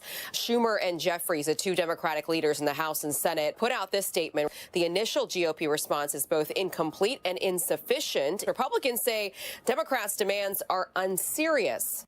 A win in court for the Trump administration's deportation agenda. A 3-judge Ninth Circuit Appeals Court panel has temporarily lifted a California federal judge's order that had blocked the Trump administration from ending temporary protected status, or TPS, for nearly 89,000 migrants from Honduras, Nepal, and Nicaragua. That's Fox's Tanya J. Powers. It is day 10 of the search for Nancy Guthrie. And her daughter, Today Show host Savannah Guthrie, says in a social media video they're reaching an hour of desperation. We need your help. Law enforcement is working tirelessly around the clock trying to bring her home, trying to find her. She was taken and we don't know where. A second reported deadline passed yesterday and a ransom note sent to TV outlets, but we know of no contact with whoever kidnapped the 84-year-old from her Tucson, Arizona home. Police have not named a person of interest. At the Winter Olympics, the U.S. has won 3 medals this morning, giving the Team USA 5 in Italy so far. Alex Hall got silver in freestyle skiing, Ben Ogden silver in cross country, and in women's combined skiing, Jacqueline Wiles and Paula Moltzen took the bronze, finishing ahead of their more well-known American teammates Breezy Johnson and Michaela Schifrin. America's listening to Fox News. 93 WIBC Mobile News. On the level, on the go. Working through new child safety measures. You've got sunny skies. It's 42 in the Circle City with a high around 54 for today. I'm Jarrett Lewis. It's now 10:02. An Indiana Senate committee voting unanimously to advance a change that would adjust how Amber Alerts can be used, expanding who qualifies as a missing child under state law. I'm appreciative of the amendment, but I am very concerned about the fact that someone didn't take the discretion to actually invoke this in this search situation. I'm glad we're addressing it. Senator Greg Taylor told a House committee the change would close gaps exposed by Haley Busby's case. The amendment adds high-risk missing person to the legal definition of a missing child, a key step before police can issue an Amber Alert. It would take effect on July 1st of this year. A man is hit and killed in a crash on Indy's west side earlier this morning with the driver taking off. At around 8 a.m., police were called to South Bridgeport and Rockville roads on the west side. The man hit was taken to a hospital where he later died. The search is now on for who hit him. The FBI is investigating an inmate's death at the Federal Correctional Institution in Terre Haute. 45-year-old Caleb Allen Root was found unresponsive at the prison on Monday. Staff attempted life-saving measures on him, but he was pronounced dead later at a hospital. Root was serving a 10-year prison sentence for firearm possession and drug trafficking charges out of Iowa. Governor Mike Braun says the state is winning the fight against online predators. Here's Johnette Cruz. The Indiana Internet Crimes Against Children Task Force has rescued 126 children from abuse over the last year. Since 2025, the task force has grown to over 500 officers to keep up with a 38% surge in investigative tips. Governor Braun stated that nothing is more important than keeping Hoosier kids safe and promised continued support for officers putting predators behind bars. Johnette Cruz, 93 WIBC Mobile News. And Indiana University is planning to honor former basketball coach Bob Knight by building a bronze statue of him inside Assembly Hall. The statue will be placed next to one honoring the 1975-1976 undefeated national championship team. Former player Quinn Buckner. He did a tremendous job in preparing us for the success we had. He knew what we, like most of the time when you have young people, the older people, take it wrong, folks, have a better sense of what you are and can be than you do, and he pushed us to that. Knight led the Hoosiers to 3 national championships and won over 600 games at the school. He passed away in 2023. They rolled Oregon last night in Bloomington, 92-74 the final. Lamar Wilkerson put up his second 40-plus point game of the season, finishing with 41 points. The Hoosiers are now 17-8 and have won 5 of their last 6 games. Other games tonight, Purdue, they're on the road to take on number 7 Nebraska in Lincoln. I'm Jarrett Lewis on the level, on the go, and on WIBC.com. My husband's an animal in bed. Well, you know. Not in the fun way. Think warthog. With a chainsaw. Snoring and sleep apnea affect over 90 million people, and 1 out of 4 couples sleep in separate rooms. Advent can help. We've been your one-stop solution for nasal congestion, snoring, and sleep apnea for over 20 years. Unlike many other practices, we focus exclusively on these conditions, so you get comprehensive care under one roof. Advent's unique approach can help you breathe and sleep better, and many avoid a CPAP. Plus, most insurance is accepted for our effective 20-minute in-office treatments. Hey, the only animal you want in your bed is your dog. Advent. Sleep better. Sleep together. Learn how you can improve your life at adventknows.com. Home for the best variety of the 20s. We're in the 20s, which I'm pretty sure is malt liquor weather. 30s. As long as the sun's shining, I'll take it. And 40s. I'm always one day behind the weather. Temperatures are sticking around the 40s, just like where Democrats keep their statewide vote totals. The best variety of Midwest weather. I mean, it's 50 degrees right now, but tomorrow we will be freezing our butts off. Follow Indiana's best variety. It was in the upper 40s yesterday. We're lucky to hit 20 today. Are you kidding? On 93 WIBC. 45 degrees and sunshine right now, on our way up to 55. Dare I say that's a sign that spring is on the way? I'm sure that we'll never see any more snow this winter. It'll never dip back below freezing. No. This is it. Winter's over, Casey. This is it. Winter's over. It's nothing but warm weather and spring headed our way. Oh, sure. It'll probably be a blizzard tomorrow. That's what it's like here. Okay, so you've got Dan. My name is Casey. That's Jim, by the way. You've got Dan Bongino, who is going to be returning to Fox News as a contributor. This after his stint as the deputy director of the FBI under Donald Trump. It was a notable appointment because he was a media personality, former Secret Service, commentator. He had never been in the FBI. Yeah, look, Bongino's in a really difficult position here because as on his radio show and his podcast, he was what a lot of radio shows and podcasts are, very certain. It's not I think or maybe, it was they're lying, trust me over these institutions, it needs to get fixed. And it's what I talked about before a little bit with Pam Bondi and Kash Patel. Bongino did the same thing, and this is the classic mistake in any situation. He overpromised and under-delivered. He talked about how he and Patel would go in there and they would clean up the FBI and they would release all the Epstein files and the client list and they would bring transparency and justice to this situation. And he got in there and he found out real quick he didn't have the power to do those sorts of things. Left the Trump administration. Now he's going back to his radio show and his podcast, going back to being an analyst, but his credibility has been trashed. Well, right. Plus, he had a lot of pretty public disagreements and internal tensions, right? And many of them stemmed from the handling of the Epstein files, which drew a lot of attention and criticism. And it was a very high-profile, non-traditional pick. And he left the position a lot earlier than many expected he would. So what's left for him? Well, media. Back to Fox News and his podcast. Yeah, and I think it's just going to take some time for him to rebuild his credibility if he can do it at all. There's a huge chunk of Dan Bongino's fan base that is absolutely fed up and disgusted with him. Again, because he overpromised and underdelivered, and now he's trying to rebuild that credibility, rebuild his career, and now he's going to officially, quote unquote, back at being an analyst for Fox News. Right. So he wants to keep shaping the debate and the narrative, which is where he was very strong. Will he retain that audience? The Bureau did need fresh leadership, and they needed to challenge the status quo of what was going on, not the same old insiders. It's unfortunate. He had high hopes. He was unable to do what he wanted to do. Well, and the way that he went about it, too. I mean, his whole thing was, look, the FBI is lying to you. These institutions are corrupt. We need to fix it. My evidence on this, trust me, bro. That was his evidence on this. Then he gets in there. He can't fix it. He can't do anything. Leaves the administration, and now is coming back looking, doing his mea culpa to the American public and saying, no, trust me, bro, again.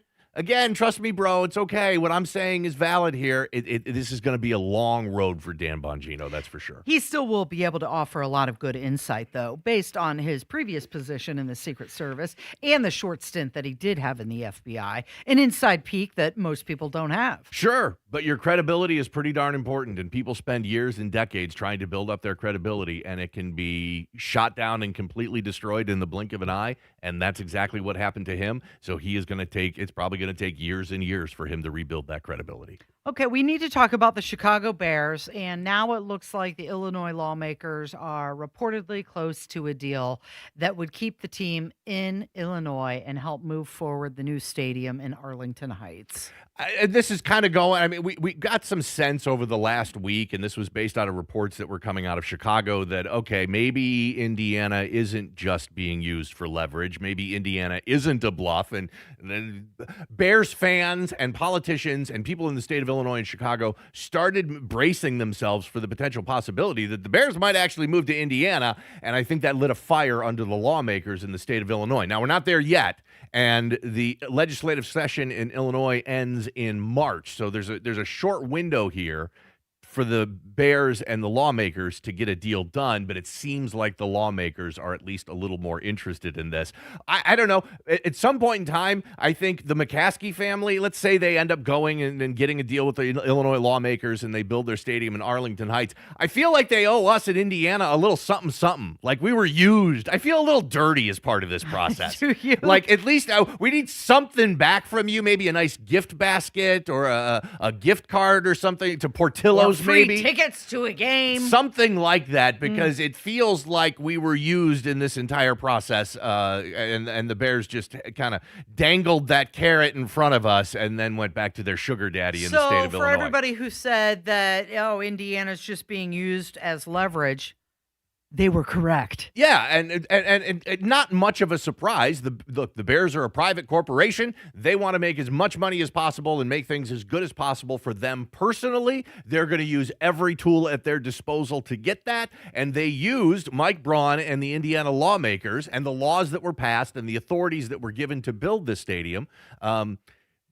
used them as guinea pigs or leverage or whatever you want to call it, because it looks like the Bears are probably going to end up building a stadium in Arlington Heights. The Bears president said that the team can't proceed without the property tax certainty, and the governor of Illinois, J.D. Pritzker, says the talks are ongoing, but any agreement must protect taxpayers, and lawmakers also want to address ticket affordability. But at the end of the day, it's the competition that is making this happen. When states actually compete for jobs and economic activity, it forces the lawmakers to, produce results.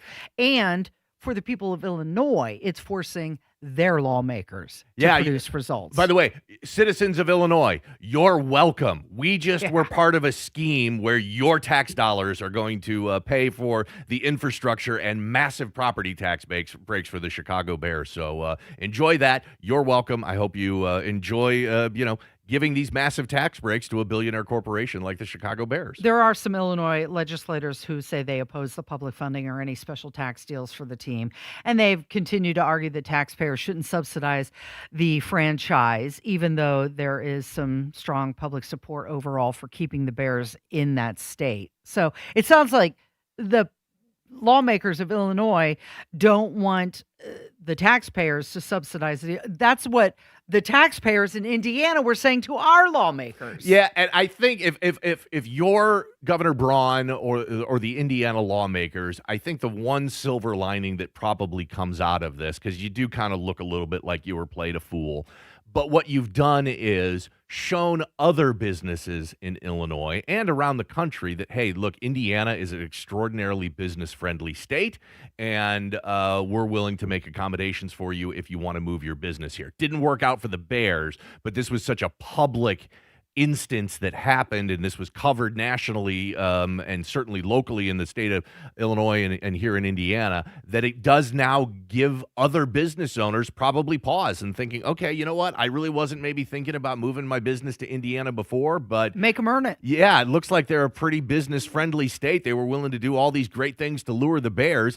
I wonder if they'll give me some sweet tax breaks to move my business to the state of Indiana. So Pritzker put out a message, and he said that he didn't take that the Bears possibly moving to Indiana was a bluff, but he did say there's a real possibility that many of the things we've put on the table for the Bears to work on are things that they would do to stay in the state of Illinois. So he didn't think it was leverage. He thought that they were really serious, and he's taking it as that they gotta do some work for the Bears to stay in Illinois. Yeah, and as a Bears fan, we've got this love-hate relationship with Soldier Field. I mean, Soldier Field is, despite the renovations, 15, 20 years ago that made it look a little bit goofy, it is this iconic stadium. It is right there on the lake in the heart of Chicago. It's a beautiful location, looks gorgeous on TV. 20 years ago when they did the remodel and it looks like a spaceship landed in, the middle of the Roman Colosseum, it was really just a Band-Aid.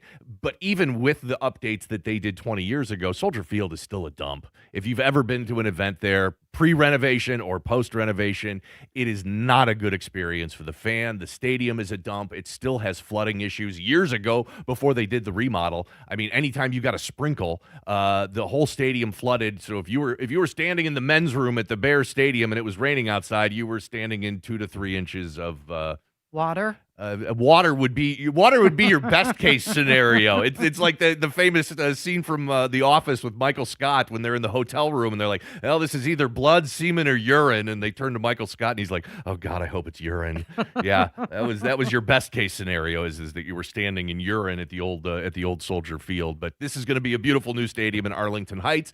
They are going to be leaving the city of Chicago, but they're going to be likely staying inside the state of Illinois. The Indiana BMV says it sold more than 100,000 of the new blackout license plates since they became available last year. So these plates, they're all black background, white letters and numbers. It's a more minimalist, modern design than the standard plates. And because of the popularity, now the BMV is saying they're going to be offering a disability blackout version of the plate designed for drivers with disabilities. So my initial reaction on this, when I saw the blackout plates that Indiana released, I was like, "Oh, those are pretty cool." Yeah. Actually, I like that. When it was time for me to get new plates, I think I may go to the blackout plates. But now, this isn't quite conspiracy level because I don't think it's been vetted fully yet, but now we're starting to hear reports, they're unconfirmed, that these blackout plates are much easier to be read by license plate readers, which have cameras. The cameras. So these license plate readers that a lot of municipalities have installed all over communities are starting to become more and more controversial. This isn't firm. This isn't confirmed. There's not a lot of reporting on it yet, but a lot of rumors so far that these blackout plates much easier to read with those license plate readers, and that sort of overstepping of government surveillance does give me pause about moving to the potential blackout plate. $45. That's what they cost. $45. If you want them, you're going to pay more for them. It's a way for the BMV to make some more money. Yeah, they're already selling my information and making money off of me there. I already have to pay fees to get my license plate and my registration, hundreds of dollars for that. What's another $45 for a cooler looking license plate, I guess? And most people are doing it. It's been very popular. Very, very popular so 100,000 far. of them. And so no surprise that they're now rolling it out for the handicapped version of that. And my guess is it'll get to be more and more popular because it's different and fun and kind of makes you stand out a little bit. You're listening to 93 WIBC. 93 WIBC. Groceries, gas, just about everything you can buy comes with a tax on it. No matter what, the government's always there to take their cut of your cash. Your money belongs to you. That's why Congressman Jim Baird joined with President Donald Trump to pass historic legislation to ensure you keep more of your hard-earned cash. According to the White House, Congressman Baird's vote means Americans will receive a tax cut, saving over $10,000 every year. They'll get no taxes on tips for workers, and families will receive permanent increases to child tax credits and expanded child care access. That means bigger paychecks, a stronger economy, and more prosperity across our nation. To learn more about how President Trump and Congressman Jim Baird are saving American families money and putting money in your wallet, call Congressman Baird's office at 317-563-5567 or visit baird.house.gov. Paid for by official funds authorized by the House of Representatives. Hear that? That's Mike. He took ZzzQuil Pure Z's, so now he's sleeping soundly on a Sunday night. ZzzQuil Pure Z's are fast-acting melatonin gummies with a complementary botanical blend to help Mike get the sleep he needs to wake up refreshed and ready to conquer Monday. Let's do this, Monday. ZzzQuil Pure Z's, just for sleep. Really great sleep. These statements have not been evaluated by the Food and Drug Administration. These products are not intended to diagnose, treat, cure, or prevent any disease. Use as directed. Were you born from 1945 to 1965? People born during these years are 5 times more likely to have hepatitis C. But most people don't know they are infected. So even if you try to eat right, exercise, and take care of yourself, you can still have hepatitis C, a serious liver disease that often has no symptoms. In fact, people can live with hepatitis C for decades without feeling or looking sick.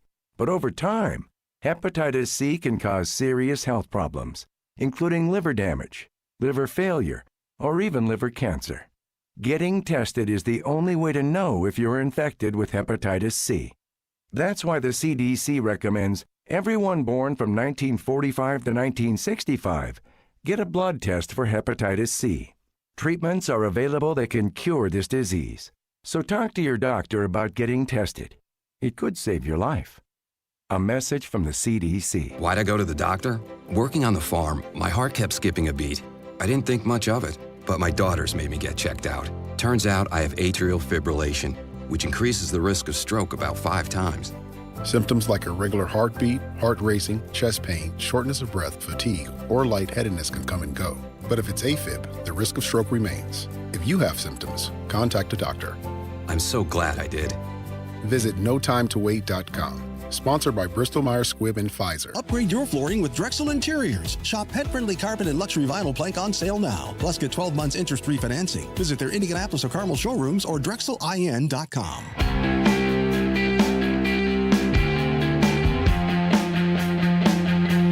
There was some new research that came out. It was done by the Tax Foundation, and they said that the tariffs have cost the average American household about $1,000 last year, and that figure could rise up to $1,300 this year if the tariffs stay in place. The study calls the tariff policies the largest U.S. tax increase as a percent of GDP since 1993.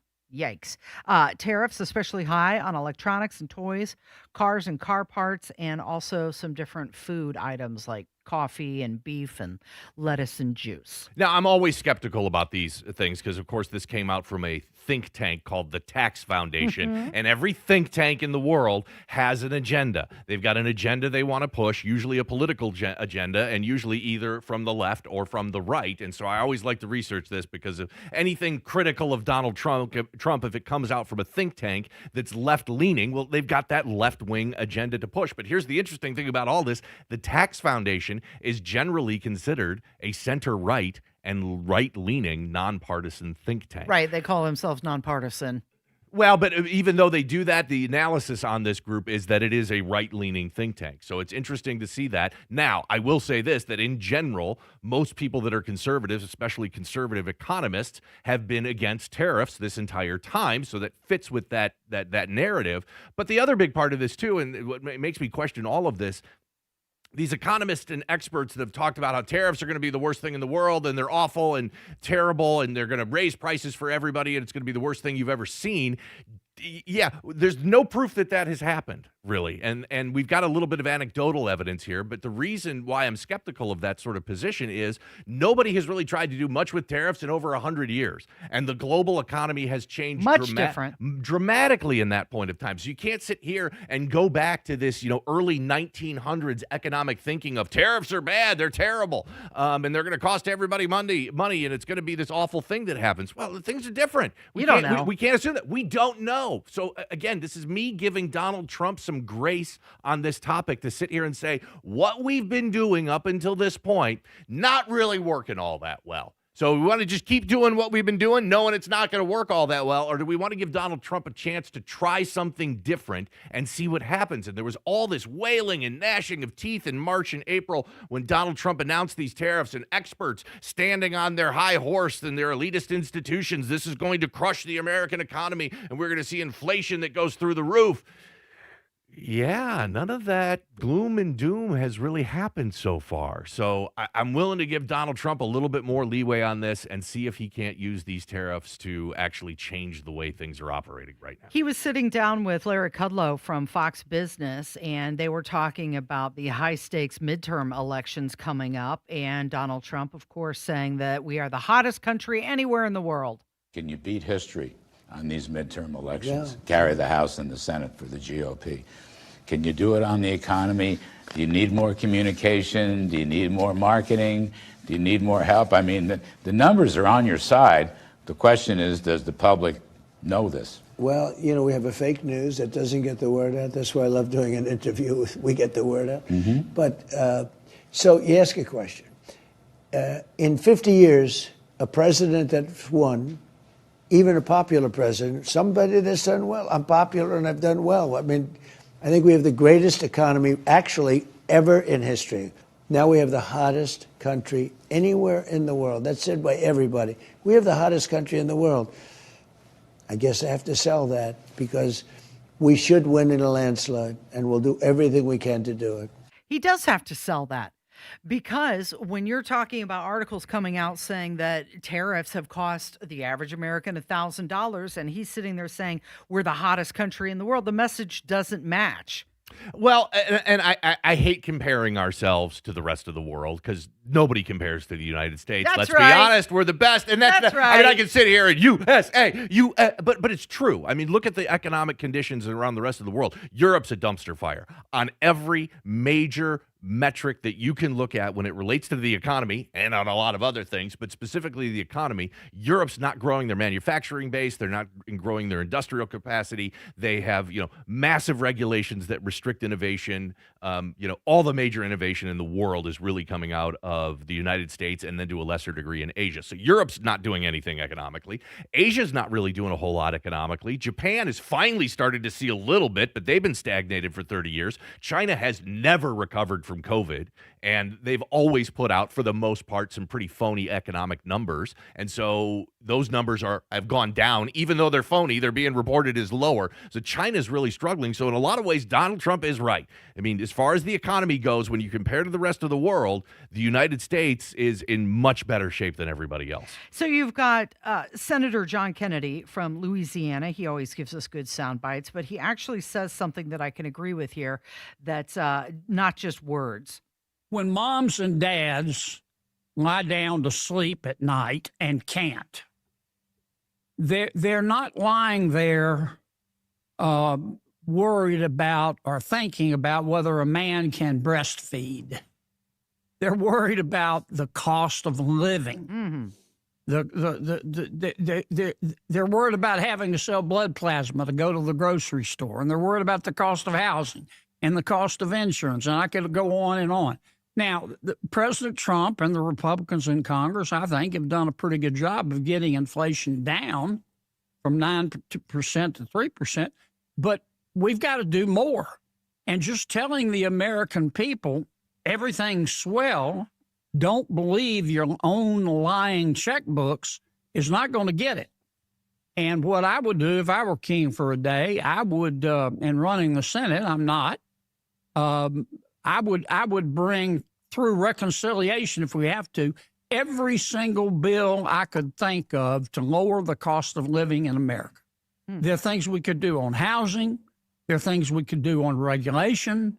I know of over 200 tax changes we could make to stimulate the economy and increase people's wages, and we're not doing that. He said the key word there, increase wages. He did say that. And he also wants to overregulate. Well, the other key word he said there, the other key phrase he said there immediately after that is, we're not doing that. And that's the big problem. The Republicans, as a national organization, the Republicans, as part of their charter, they said, we want less government. We want reduced spending. We want lower taxes. So that was their platform. They ran on it in 2024. They won the Senate and the House and the presidency. And what did they do? They spent all of their political capital on the big, beautiful bill, which does nothing but put trillions more dollars as part of the national debt. This is the problem. Donald Trump's been in office for a year now, and what Senator Kennedy just laid out is exactly right. And then the last part was the most damning part of all of it. We're not doing that. And if the Republicans can't do something, even if it's really not the most effective thing in the world, they're not even doing things where they can go out and tell the story about how they're making life more affordable for everyday Americans right now. That is going to be a massive problem. We're sitting here 10 months away from the midterm elections in November 2026. They've got 10 months to do something, anything, to show us that they care about affordability for average everyday Americans in this country right now. And it's those people that are stuck in the middle that are really suffering the most. Look, if you're poor, and I mean truly, truly poor, there are so many government programs out there for you. You can get housing subsidized and your food subsidized through SNAP. You can get, subsidies to pay your electric bills and your child care and your health insurance and all of that. No, it's those people out there. It's that family of four with a household income of $40,000 to $50,000, maybe a little bit more, that make too much money to qualify for any of those subsidies. But not enough to make it. But not enough to live their everyday lives, and they're getting crushed by property taxes. They're getting crushed by rent and housing affordability. Utility bills. They're getting crushed by utility bills, and that's the one that's probably one of the most frustrating about this is the utility bills, because we saw this coming. We saw an increase in utility bills coming, and you've been talking about it on the show for years. This is coming. These data centers are drawing too much power. We're not building enough capacity to create more power. It is simple supply and demand, which has been the bedrock of capitalism for centuries. Supply and demand. All of a sudden, the demand for utilities is going dramatically higher, and the supply is not increasing at all. These utility bill prices that are coming, we saw the stories about them in northern Indiana. They're coming for the rest of us in pretty darn quick. You're listening to 93 WIBC. 93 WIBC Mobile News. On the level, on the go. How much money for DHS? I'm Jarrett Lewis. Here's what's trending now at 10:31. Democratic leaders in the House and Senate call a White House counterproposal for DHS funding incomplete and insufficient. As the deadline to prevent another partial government shutdown looms, Ohio Republican Senator John Husted tells Fox's America's Newsroom it's up to Democrats to compromise. The White House has been very cooperative with the Democrats.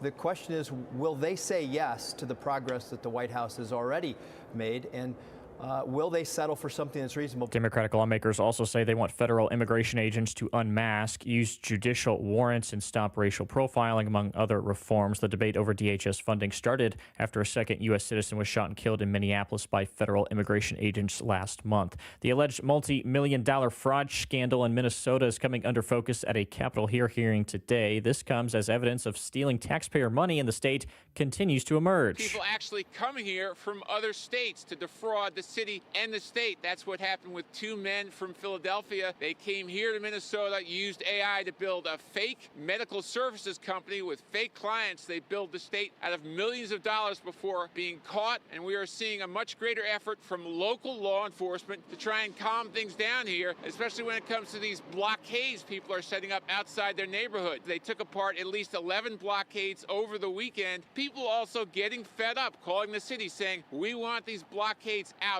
of our neighborhood. Federal prosecutors estimate over $1 billion stolen through a network of fraudulent fronts posing as daycare centers, food programs, and health clinics. And the search for Today's Show host Savannah Guthrie's mother, Nancy, is ongoing. The family did not send a payment on Monday that was requested through a ransom note. The FBI is offering a $50,000 reward for information leading to a breakthrough in the case. Also, Earl Higbee, the oldest living veteran in Vigo County, is celebrating his 104th birthday this week. He is currently the second oldest veteran in Indiana. I'm Jarrett Lewis, on the level, on the go, and on WIBC.com. Your heat seems to be running a lot more than it should. You might be surprised to learn it's because the insulation in your windows has failed. Talk to the pros at Window Nation and get new windows with big savings during Window Nation's Buy 4 Windows, Get 4 free sale. Plus, you could get them 0 down, 0 monthly payments, and 0 interest for 2 years. If you act now, you'll get an extra 10% off. When your window insulation fails, usually due to old or cheap materials, all of your window energy efficiency disappears. The results? A house that is cold in the winter and hot in the summer. Window Nation's windows use top quality materials and seals,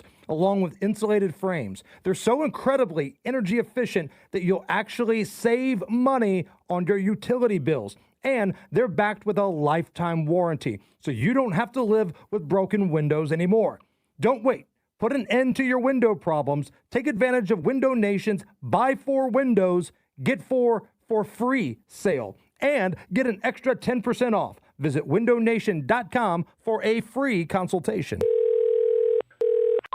Hey, Mom. It's me. Oh my gosh, you'll never believe what I just opened for Valentine's Day. A sapphire ring from Hellsberg. Just like the one I lost years ago. Remember how excited I was when you gave it to me? I cannot believe you remembered that story. I guess you were right. I really found the one. This Valentine's Day, create a moment that means something with up to 40% off gifts at Hellsberg. Shop in store or at hellsberg.com. Kid Rock, a celebration 250 years in the making. Freedom 250 Tour, The Road to Nashville. Friday, June 19th at Ruoff Music Center.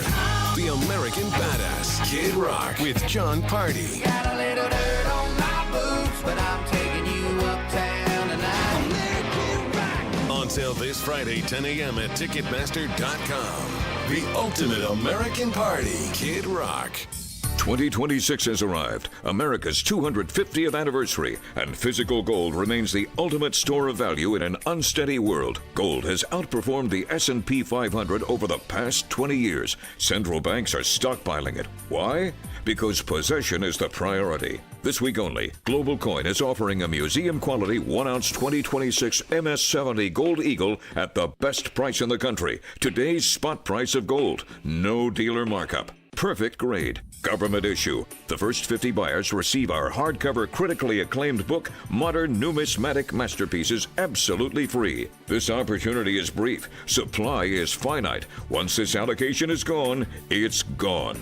Call right now, 855-COIN-GOLD. That's 855-COIN-GOLD. No premium, just absolute scarcity, absolute quality, and absolute ownership. Anchor your wealth with the asset that lasts. Call 855-COIN-GOLD. You still thinking job change in the new year? Yeah, I need something that's in high demand and more stable in this economy. IT? Yeah, cybersecurity, maybe even AI. That's what I did. Really? How? Went to My Computer Career. You don't need any prior experience, and you could start your new career in a matter of months. A lot of IT pros go to school there, too, to level up. Sweet. Are classes online or on campus? Both. Wow, I'll check it out. Thanks. Make this your year. Take the free career evaluation now at mycomputercareer.edu. An Elite CompTIA certification partner. Financial aid is available to those who qualify, including VA benefits. Hey, can you blow up some balloons for Jack's party? I can't. I'm so congested. You need Sinex Saline from Vicks. Sinex Saline Nasal Spray? Yeah, just Sinex. Breathe. Sinex Saline instantly clears everyday congestion associated with colds and year-round allergies with a gentle, ultra-fine mist that's no mess and easy to control. Daddy, we need more balloons. On it. Enjoy life's important moments without congestion. Try Sinex Saline from Vicks. Just Sinex. Breathe. Use as directed. I am expecting great things. I mean, if we look at the trend and the track record of these people, I mean, that's where it's headed, right? Who are we talking about? Oh, maybe not. We have a new Indiana state senator. That's weird. Wait, there was no election. That's true. So what? So what? Somebody pass away or something? No, Nick McKinley. He's Republican, sworn into office yesterday. He took the oath at the Indiana State House, and then it resumed its session. And we now have 50 members. And we're at full capacity once again. Now, here's what happened. The seat opened up when former Senator Andy Zay resigned on January 8th after he was appointed chairman of the Indiana Utility Regulatory Commission by Governor Mike Braun.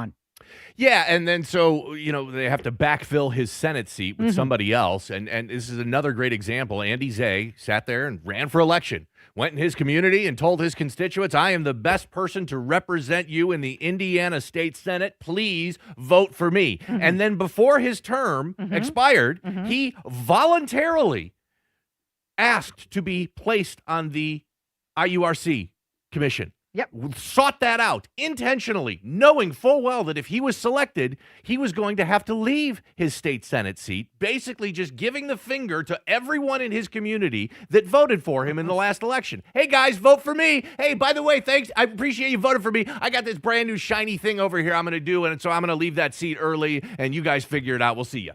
Yeah. That's exactly what happened. The IURC, that position was a six-figure position, a little bit more than a state senator position. Oh, wait a minute. I see an opportunity. But I will say there, if you had to break it out hourly, because again, by including his per diem, For working a part-time state Senate job, 3, maybe 4 months a year, he was making close to $70,000 if you include his pay per diem. So if you do, I'm going to have to do that during the next break. I'm going to do some math calculations, figure out what his hourly rate is. Still maybe better off. I'm not quite sure what the head of the IURC gets paid. I know it's 6 figures, but how high? Are we talking like right at $100,000? Are we talking like $200,000, $300,000? A little higher.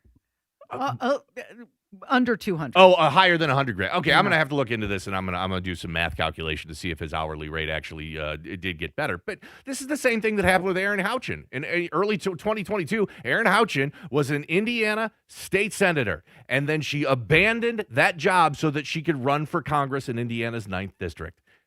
Again, another perfect example of a politician asking their constituents, please vote for me. I'm going to go do a good job for you. And as soon as they get that job, they're like, nope, I got a better job I'm going to go do. See you guys. I know I'm leaving this place early. I know I'm abandoning you. I know I asked you to vote for me. I know I begged you to put me in this role. Stood up and said, I'm the best person for the job. I'm better than anybody else. And you did that. So thank you for doing that. And now thank you, too bad for you guys. I'm leaving and taking this other role. That's exactly what Andy Zay did. Mm-hmm.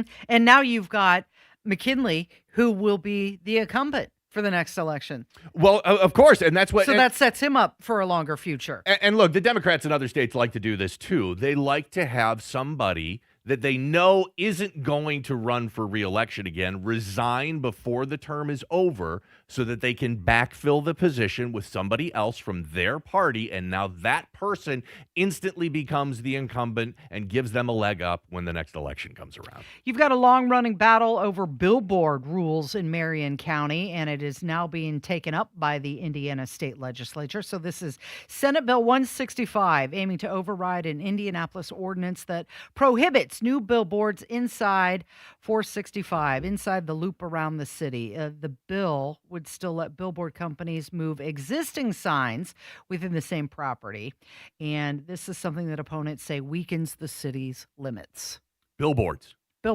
That's what the General Assembly is spending their time, and they're fighting with the city of Indianapolis because the city of Indianapolis is like, hey, no more billboards. And now the state lawmakers are like, no, we're going to pass a law here that says you can put billboards in there. So they're spending a lot of time, both the Indianapolis city government and the state government spending a lot of time discussing billboards. Correct. You've got state lawmakers who are stepping in to undo city ordinances because developers complained about this. Sure. And our utility bills are still skyrocketing, and housing is still out of control, and property taxes keep going up and up and up, and life is unaffordable for many, many Hoosiers. Yet our city lawmakers in Indianapolis and state lawmakers in the General Assembly are spending their time discussing and arguing and fighting about billboards. Yeah. So the bill passed the Indiana Senate 28-17, now headed to the House Roads and Transportation Committee for a hearing. There was a recent study confirming that women often report feeling colder than men in the same environment. Do you have this argument at your house? It's too cold in here. Turn up the heat. I think it's an argument that takes place in the workplace quite a lot, too, because I mean, you've got men and women in an office setting, and generally the men run hotter than the women. And I would always see this in every office I work at. The women are wearing sweaters and bringing in space heaters, sometimes multiple space heaters because they're freezing. And meanwhile, the guys are trying to open the windows and take their jacket off because they can't stop sweating in the same environment. Apparently, there's a reason for that. Lower metabolic heat production. Women generally have lower resting metabolic rate than men because they tend to have less muscle mass, and muscle burns calories and generates more heat. So men often produce more internal warmth than women. So now we have the science behind what we all knew as that 70 degrees is freezing to a woman and absolutely scorching hot to a man. Thank God we got some science behind this.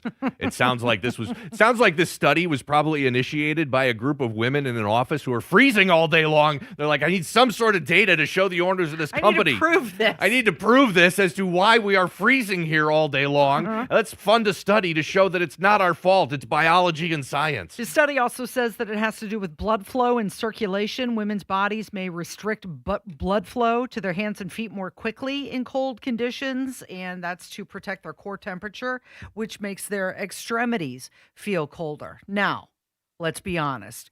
We have the opposite problem, don't we? Well, okay, so through our history that we've known each other, traditionally, Yeah. I have generally been warm and you've been cold, hence the fight over this thermostat for decades. I know when we got married, you said you wanted the church so cold that you could hang meat there. Yes, and I'll give that church props. I don't want to be passing out from anybody overheating. Exactly. I'm going to be wearing a tuxedo, a lot of clothes. I'm going to be nervous. I'm going to be sweating. I don't want to be doing that. And that church did. Our wedding was absolutely freezing cold. It was fabulous and wonderful. However, I will say, as both of us have gotten older, we have gotten to be more along the same page as to what is a comfortable temperature around the house. Really, And, really cold. and right now, so you've come over to my way of thinking on this.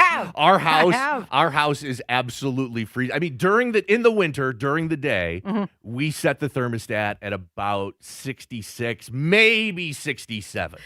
When our daughter comes home to She's visit, so miserable. She's wearing sweatpants and fuzzy socks and boots and 3 sweatshirts and But a she knit knows. cap. She knows it's going to be cold there, so she's prepared for it.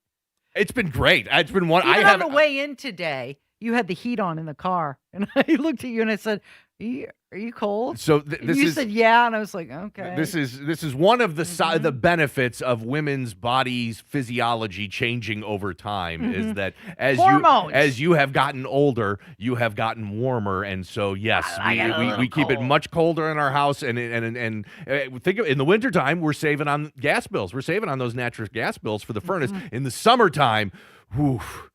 We also like to keep it pretty cold in the house, so that electric bill does get. We pay for it at the other. Yeah, time the of electric year. bill gets salty in the summertime. So you're not imagining it. The thermostat wars are real, and there is actual biology behind why women feel colder than men, at least in their younger years.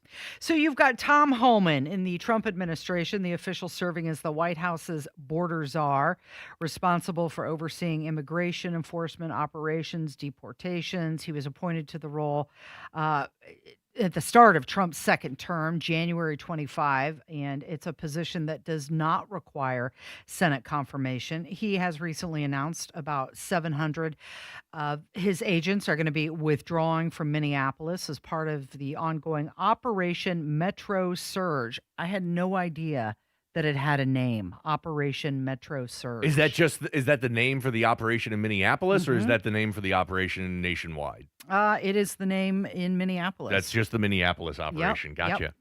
2,000 agents still going to remain on the ground there. And despite the reduction, Homan has emphasized that the Trump administration remains serious about aggressive immigration enforcement and deportations. Yeah, I think kind of Trump made a good move by putting Kristi Noem on the back burner and giving Tom Homan an opportunity to come in here and fix the optics and the problems that were taking place in Minneapolis.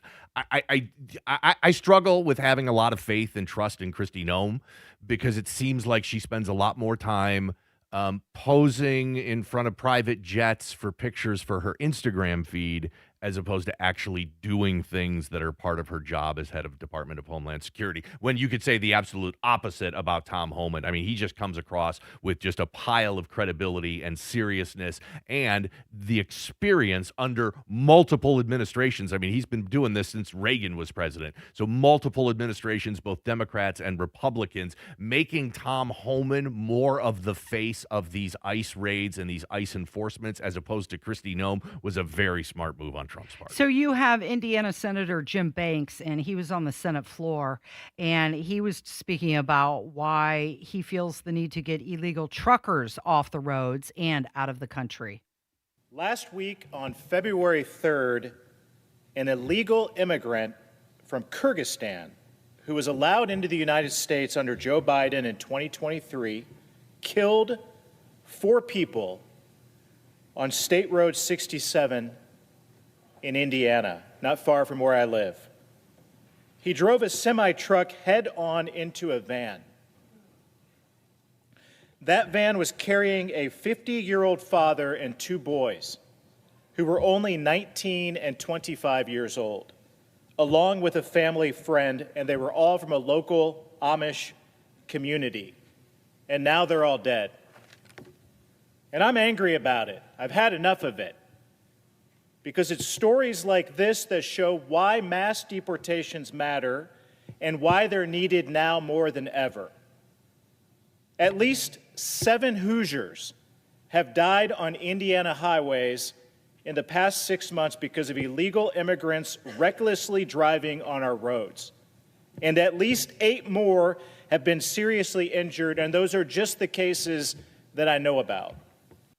Shouldn't be easy to get those CDLs, but you also have to hold the shippers and the other trucking companies accountable as well. Yeah, you and I lived in northern Indiana for a long time, so we're really familiar with that Amish community that is so prevalent up there in northern Indiana. And this was a terrible story that came out. But the one thing I love about this, and it's to Trump's credit, because he's really been driving all of this, is that he is tackling the illegal immigrant situation on every angle and wherever it shows up. We know that, we shut down the border. Great. That stops the bleeding and keeps more illegals from coming into the country. The ICE enforcement that's taking place all across the country. The SAVE Act. Another big part of it, too. Look, we've got a ton of illegals here in this country. We need to make sure that we're doing everything that we can to make sure that they don't vote, which they are not allowed to do because they are not American citizens. And then you've got this aspect of this. Way too many states around this country have been giving driver's licenses and commercial driver's licenses to people that should not be on the roads and people that are here illegally. So I like this concept of Trump multi-front, just going after it from every single angle. We're not going to sit here and say that this is acceptable. 10, 20 million, however many came across the border during Biden's reign as president is unacceptable. And now we've got to do everything, and we've got to do it on every aspect and every angle to try and control the situation and put the fire out. So a rare W there from Jim Banks. So if you're driving around this morning, we beg you to pay attention and be safe. You're listening to 93 WIBC. Hammer and Nigel show back at it this afternoon. The biggest stories in Indy, the biggest stories nationally. We're giving away tickets to see Kid Rock. We're giving away tickets to see Tim McGraw. We are rolling this afternoon starting at 3.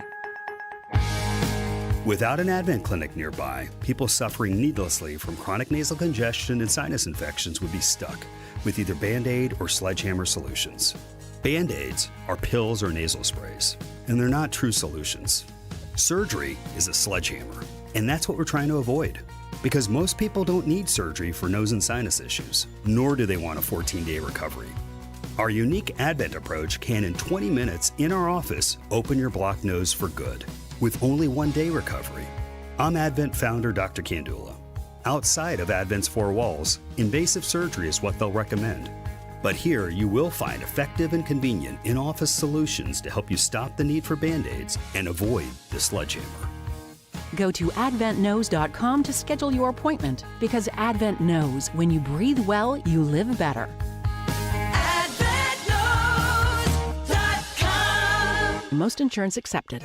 Career changers, including veterans and active duty service members. Your transition starts here. Go from GI to IT in a matter of months. Become a certified cyber warrior with training at My Computer Career. Cybersecurity specialists are in high demand, offering IT pros great opportunities and a rewarding lifestyle while protecting our people, liberty, and treasured institutions from cyber threats. Deploy your career in IT today at mycomputercareer.edu/CWP, an elite CompTIA certification partner. VA education benefits are available to those who qualify. IMI is hiring CDL Class B drivers for their ready-mix trucks. Receive a great starting wage, outstanding benefits, and a generous retirement plan. Learn more at driveimi.com. Head to the contest page at WIBC.com and enter for your chance to win a pair of tickets to see Yacht Rock Review Saturday, September 12th at Ruoff Music Center.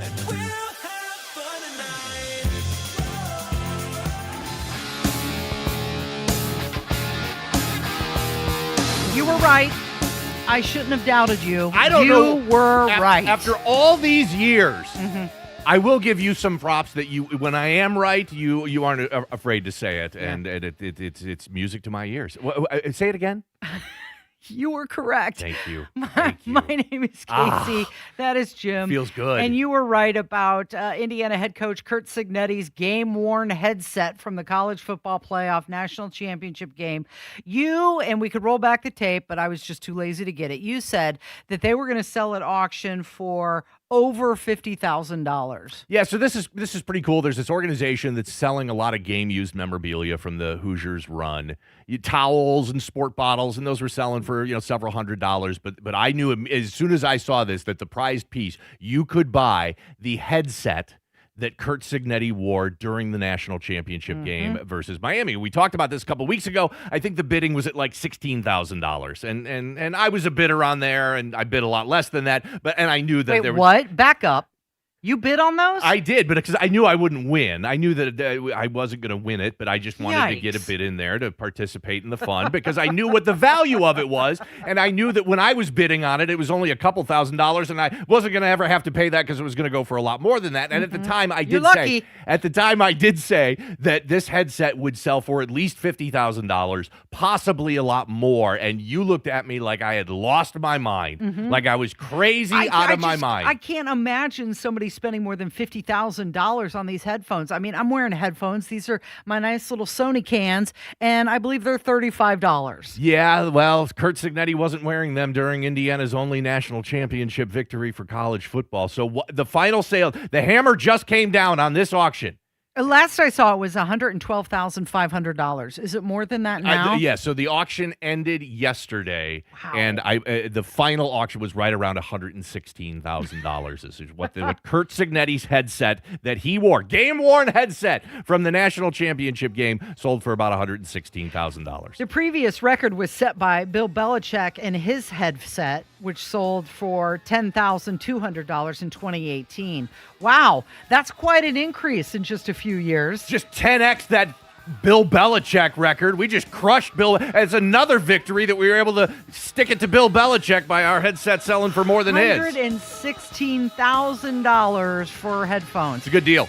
By the way, Smart once pickup. again, $35. And they'll get delivered to you from Amazon.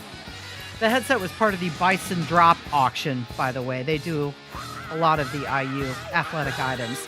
You're listening to 93 WIBC. Hey, what's going on? It's Hammer from the Hammer and Nigel show. And I'm not going to lie to you. I needed help. I got a bald spot in the back of my head, and it's embarrassing. I see it when I'm on television. I see it when I'm on the YouTube channel. So I decided to reach out for help. And my friends at We Grow Hair Indie decided to help me out here. These guys are the absolute best. I was a little leery about it. I could not have a procedure that, one, hurt, or two, left me looking like I'd been scalped. But after I talked with Darren and the entire team at We Grow Hair Indie, they told me their state-of-the-art technology, the progress made in hair growth, it's going to be okay. If I can do this, you guys can do this. Contact the team at We Grow Hair Indie, 317-522-2995. That's 522-2995. Get that free evaluation. It's free. You can also go online to WeGrowHairIndie.com. Contact them today and do this with me. WeGrowHairIndie.com. Chase away those winter blues with a new car from Tom Roush Lincoln. Hurry in for the 8, 9, 10 deal from Tom Roush. Get $8,000 off new Nautilus or $9,000 off new Corsair. Or how about $10,000 off Lincoln Aviator? Come get a great deal on all three from Tom Roush, where our family served yours since 1972. Corsair stock number L25566, MSRP 55340. Nautilus stock number L26030, MSRP 62705. Aviator stock number L25384, MSRP 79450. See dealer for complete offer details. Mike Rowe here with another fun fact. If your concrete is cracked or uneven, you can actually lift it back up. Whether it's a sinking driveway, a patio, or a sidewalk, do yourself a favor and call a groundworks company. I spent some time working with these guys. They're the real deal. Their people are trained and certified to lift your concrete slabs. Schedule a free inspection with Indiana Foundation Service, a groundworks company. Licensed in all states where work is performed. See website for details. Community Health Network cares for your heart health. From heart scans and vascular screenings to complex heart procedures, you can count on our expert team for the highest quality cardiovascular care, when and where you need it. Your path to a healthy heart starts with knowing your risk. Schedule a heart scan or vascular screening today. Visit ecommunity.com/heart. Community Health Network. Exceptional care. Simply delivered. Oh, how's that flu, babe? Did you take Dayquil Intense Flu yet? Nah, I got this. Ugh, okay, I don't got this. You stay on the couch, and I'll grab the Dayquil. Undo your flu symptoms with Dayquil Intense Flu. Dayquil Intense Flu provides powerful relief of your flu symptoms. I'm ready for that to-do list. Wow, you do got this. Dayquil Intense Flu, the daytime coughing, aching, fever, under your flu medicine. Use as directed, keep out of reach of children. Show your home some love with Zero Res. 3 rooms of cleaning starting at $119 plus $75 off air duct cleaning. Book now at ZeroResIndy.com. Meet Drexel Interior's new cabinet line, Drexel Select. Premium cabinets with multiple colors and free in-store design. Get yours in just 5 days. Visit DrexelIN.com to upgrade your home today.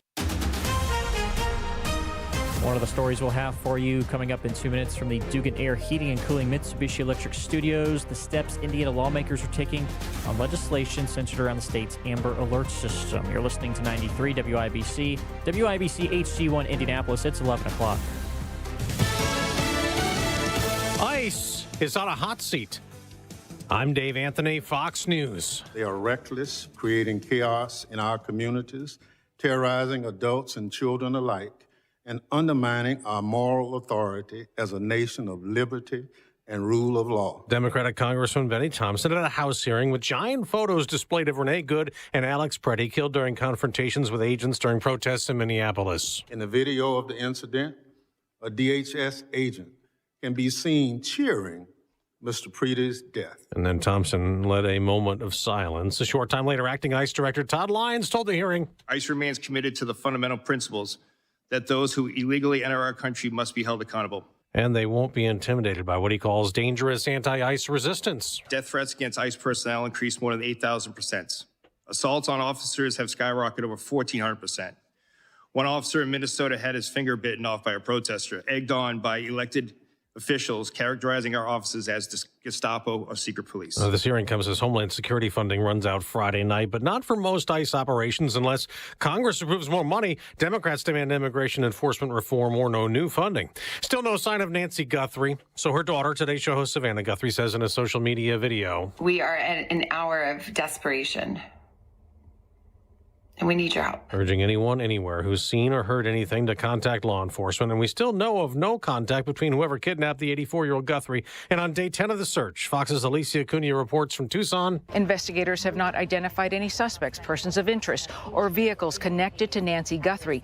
Anyone who believes they have information is asked to call 1-800-CALL-FBI and other emergency numbers. The FBI put up billboards in places outside of Arizona, like Albuquerque, Dallas, Phoenix, and Irwindale, California. America's listening to Fox News. 93 WIBC Mobile News. On the level, on the go. Trying to better protect Indiana kids. Sunny and 49 this hour in Indy. The high for today is around 54.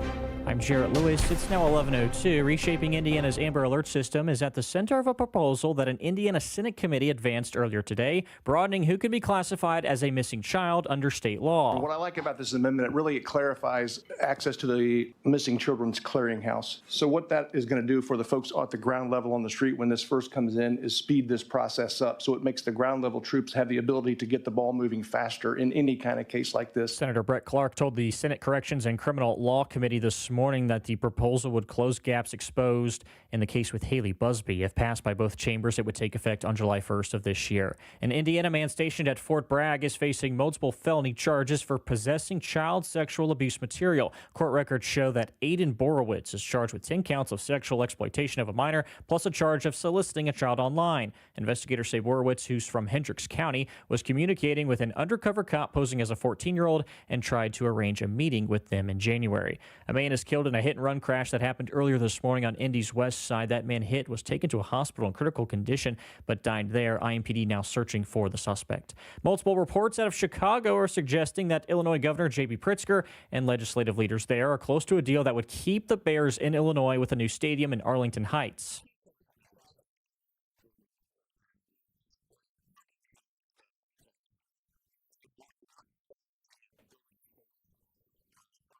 Both sides are working through the details of a public funding package for the project. Talks are also ongoing to ensure ticket affordability for fans. Another stellar offensive performance from IU's Lamar Wilkerson. He helped Indiana to a 92-74 win over Oregon last night in Bloomington with 41 points. We've challenged him with some things defensively, playmaking, creating. He's accepted those challenges and just took off with it. And now you're seeing kind of the full package of what he's able to do. Head coach Darren DeVries there. It's the second game of 40 or more points from Lamar this season. IU will be off until Sunday when they travel to 8th-ranked Illinois. Purdue is currently ranked 13th. They play at number 7 Nebraska tonight. Head coach Matt Painter. They really prey on your lack of discipline. You have to match their connectivity. You have to match their discipline.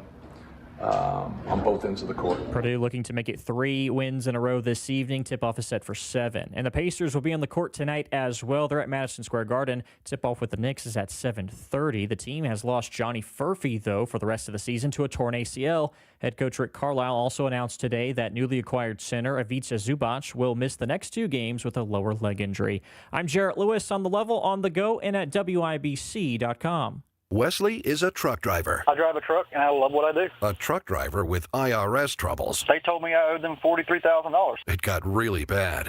Quite a few letters in the mail. They were talking about wage garnishment, coming after my house, my car. Yeah, they don't play around. I seriously thought that I was going to lose everything. One sleepless night, Wesley finally made a call to Optima Tax Relief at 2 a.m. Kind of figured I'd get a machine, but I didn't. I actually got to talk to an actual person in the middle of the night. He found just what he was looking for. Oh, they were great people. You need a team of people that know what they're doing. Optima Tax, they know what they're doing. Optima Tax Relief came through with flying colors. I saved an incredible amount of money. Happy don't even come close. I was absolutely overjoyed. Take Wesley's advice. If you're in any kind of trouble with the IRS, call Optima Tax Relief. Don't trust anybody else. Call Optima for a free consultation. Call 800-598-4799. 800-598-4799. 800-598-4799. Optima Tax Relief. Some restrictions apply. For complete details, please visit OptimaTaxRelief.com.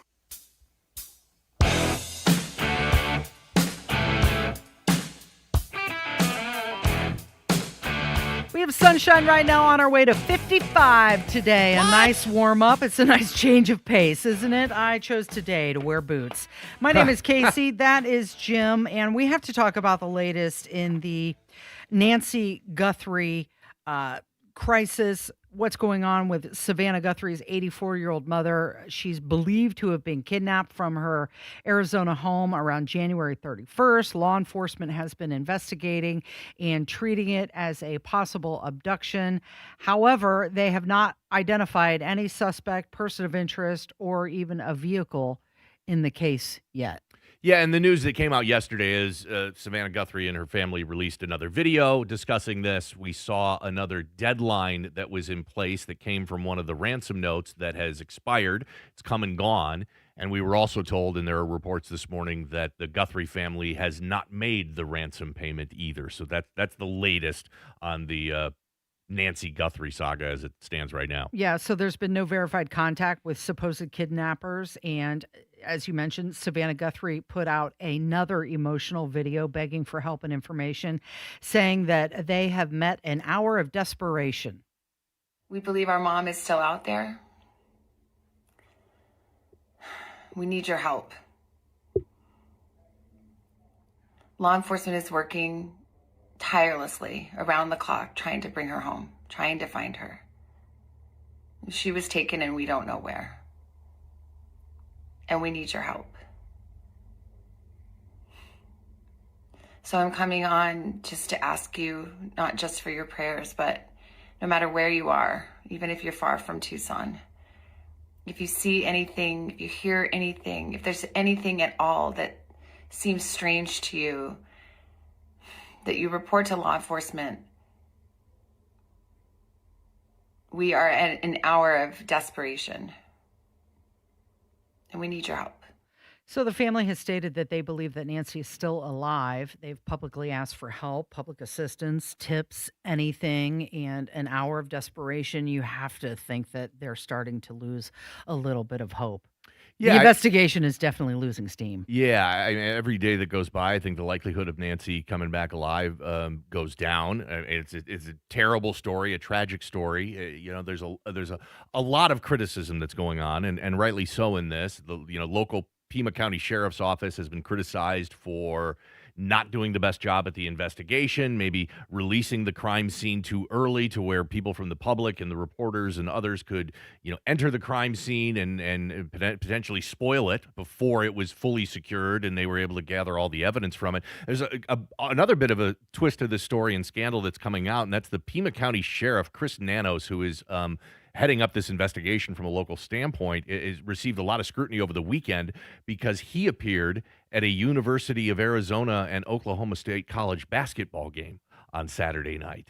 But he had been saying things previously like, we're doing everything we can, all the resources, we're working on this round the clock, and then he shows up and he's photographed at this college basketball game. He has a right to live his life. He does. I agree to that. And I agree, everybody needs a break from their job. But in this specific instance, with such a high-profile case and the statements that the county sheriffs have come out about how they're doing everything and working around the clock and doing this, it is a bad look. I get it. You get your downtime, but maybe, have your downtime in your backyard privately by yourself instead of publicly attending a college basketball game. I think during all of this. He gets paid to do a job, and he has every right to do what he wants with his free time. You've got this veteran homicide investigator. He's worked with 48 Hours, and he says that there are key elements of true kidnapping that aren't present in this case. I don't think she was kidnapped. We would have heard, listen, there would have been a video, there would have been a photograph, there would have been something, a lock of hair, a drop of blood, something mailed to somebody so they could verify, yes, in fact, these people have my mother. Kidnappers want to get paid quickly. They don't want this thing to linger. If you're negotiating with another drug dealer in South America somewhere, it could go on for a few weeks, a month, until they get bored and decide this is not worth it. And it's either pay up or we're going to kill this person. And it's always a negotiation, right? The first figure they throw out is never what actually gets paid, like any good business deal. There's going to be a negotiation, but it's going to be a fast and hard one. And there's been no negotiations. No one's called up and said, hey, where's my money? A lot of people are questioning whether this was a kidnapping at all.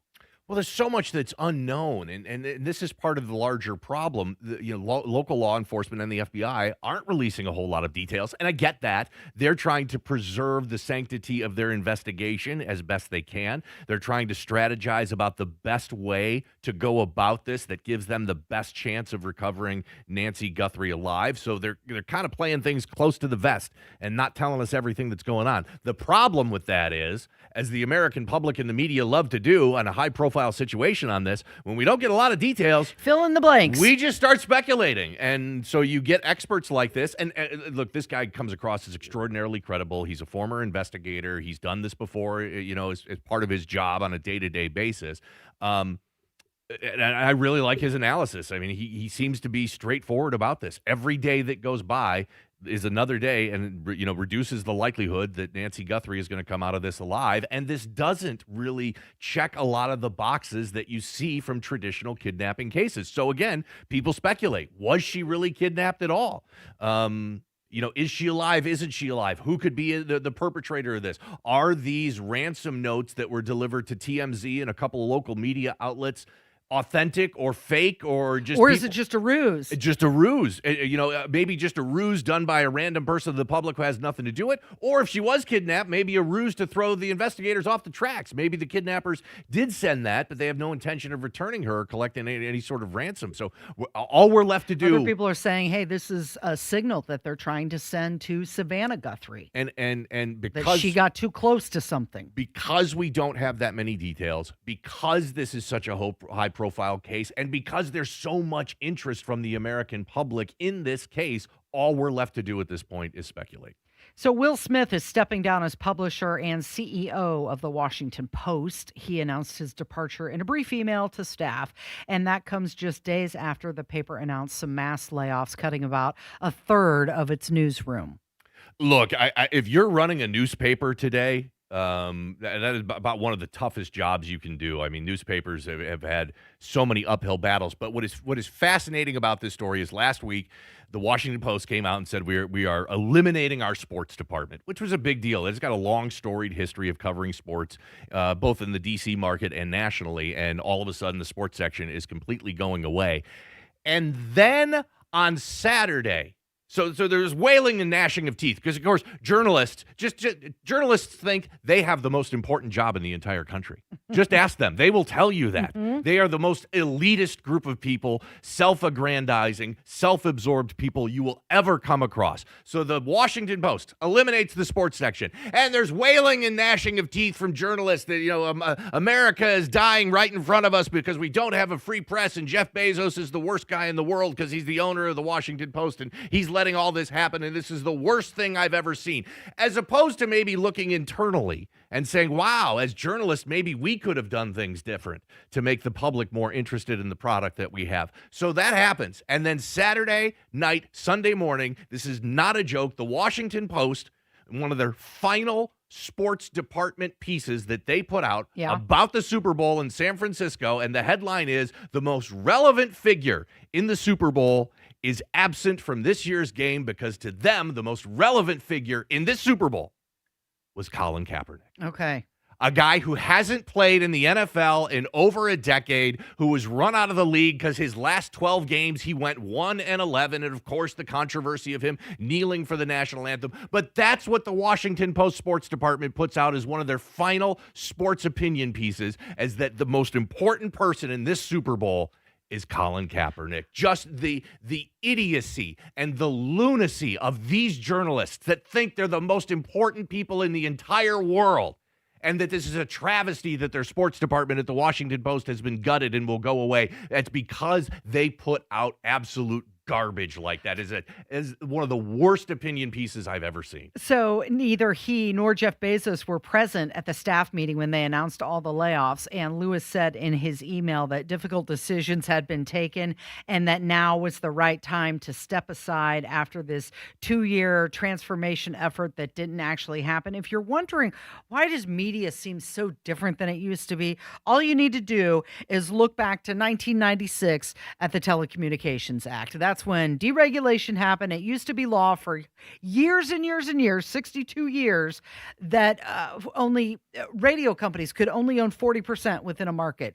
Gone. That law went out the window years ago. Yeah, and there were other regulations. And that changed the complete media landscape, that and the internet, of course. Yeah, but it is about the hardest job in the world. If you're running a newspaper today, that is about one of the hardest jobs in the world based on the structural changes and how people consume media. Now, the vast majority of newspapers have made it even harder on themselves by being completely disingenuous, completely in the bag for the Democrats and the liberals, and putting out ridiculous sports think pieces like Colin Kaepernick is the most important person associated with the Super Bowl in 2026. So there is a bill that the Indiana lawmakers are advancing. It is House Bill 1210, and this bill would ban cities from limiting how many single-family homes can be used as rental properties. Okay, so you've got Carmel and Fishers who passed these local limits to address these concerns, and then you got the state lawmakers jumping in saying, no, we don't want that. Yeah, and this is a trend that is likely going to continue unless something big disrupts it. Because we just talked about this a little bit ago, about how the city of Indianapolis passed a billboard ordinance that restricted how billboards could be used in Marion County. And then the state stepped in. The state legislature wants to step in. So now you've got Carmel and Fishers that are passing regulations associated with rental properties, and now the state wants to step in. And you've seen this too. Local communities have been opposed, rightly so, to data centers. And we've seen that opposition, and we've talked about it over the last year. And what was one of the biggest bills the lawmakers have been talking about in this session is being able to override local communities and force data centers into those communities when those local communities don't want them. This continues to be poorly played by the state legislature, who are, by the way, Republicans. And again, part of the Republican core is that we believe that local communities should make most decisions. Yet our state legislature is trying to override that at every single turn. Yeah, they're trying to put a one-size-fits-all over local choices. And they're ignoring the fact that the communities, not the lawmakers in Indianapolis, are the ones that are living with the consequences. Those are the people that are closest to the community, and they're the ones that are trusted. And yet the state lawmakers want to step in and override their decisions with the father knows best attitude. Yeah, and we know that the local elections are where your vote has the bigger impact. Look, Trump gets all the headlines nationally and even locally. And Mike Braun, the governor, gets a ton of headlines, and our state legislators get a lot of headlines, and rightly so. But where your vote matters the most are your local races, your local mayors, your local councilmen, your local county officials. That's where the decisions that are made that affect your life on a day-to-day basis happen. But then you've got this state versus local control fight because decisions were made at the local level, and then the state steps in with their own ideas. It's frustrating. And fortunately, especially when it comes to the data centers, there's been an incredible amount of pushback. But look, the Republicans in the state legislature are just going to keep doing this. They're going to keep doing this until there's an outcry at the local level, and it's kind of sidelined them, or at least given them pause right now on data centers. It needs to be there with all these issues, whether it's billboards, data centers, rental caps. Any decisions made by these local communities should be looking to honor them as best we can. You're listening to 93 WIBC. It's day 10, and there's still no sign of Nancy Guthrie. 93 WIBC. A manhunt for 2 escapees who broke out of jail Sunday night. What happens next? The U.S. bombed another suspected drug trafficking boat off the South American coast. The U.S. had hunted the ship called the Aquila II. Happens here. All the way from the Caribbean to the Indian Ocean. Stay in the know. There's still a long way to go, says Russia's top diplomat. While you're on the go. Suggesting there's no reason to be optimistic about how peace talks are going. On air, online, and on Alexa. Don Fisher for QC Kinetics. I was struggling with chronic knee pain and wasn't encouraged with the options of risky surgery and pain pills. QC Kinetics offered the best option for me, cutting-edge regenerative medicine.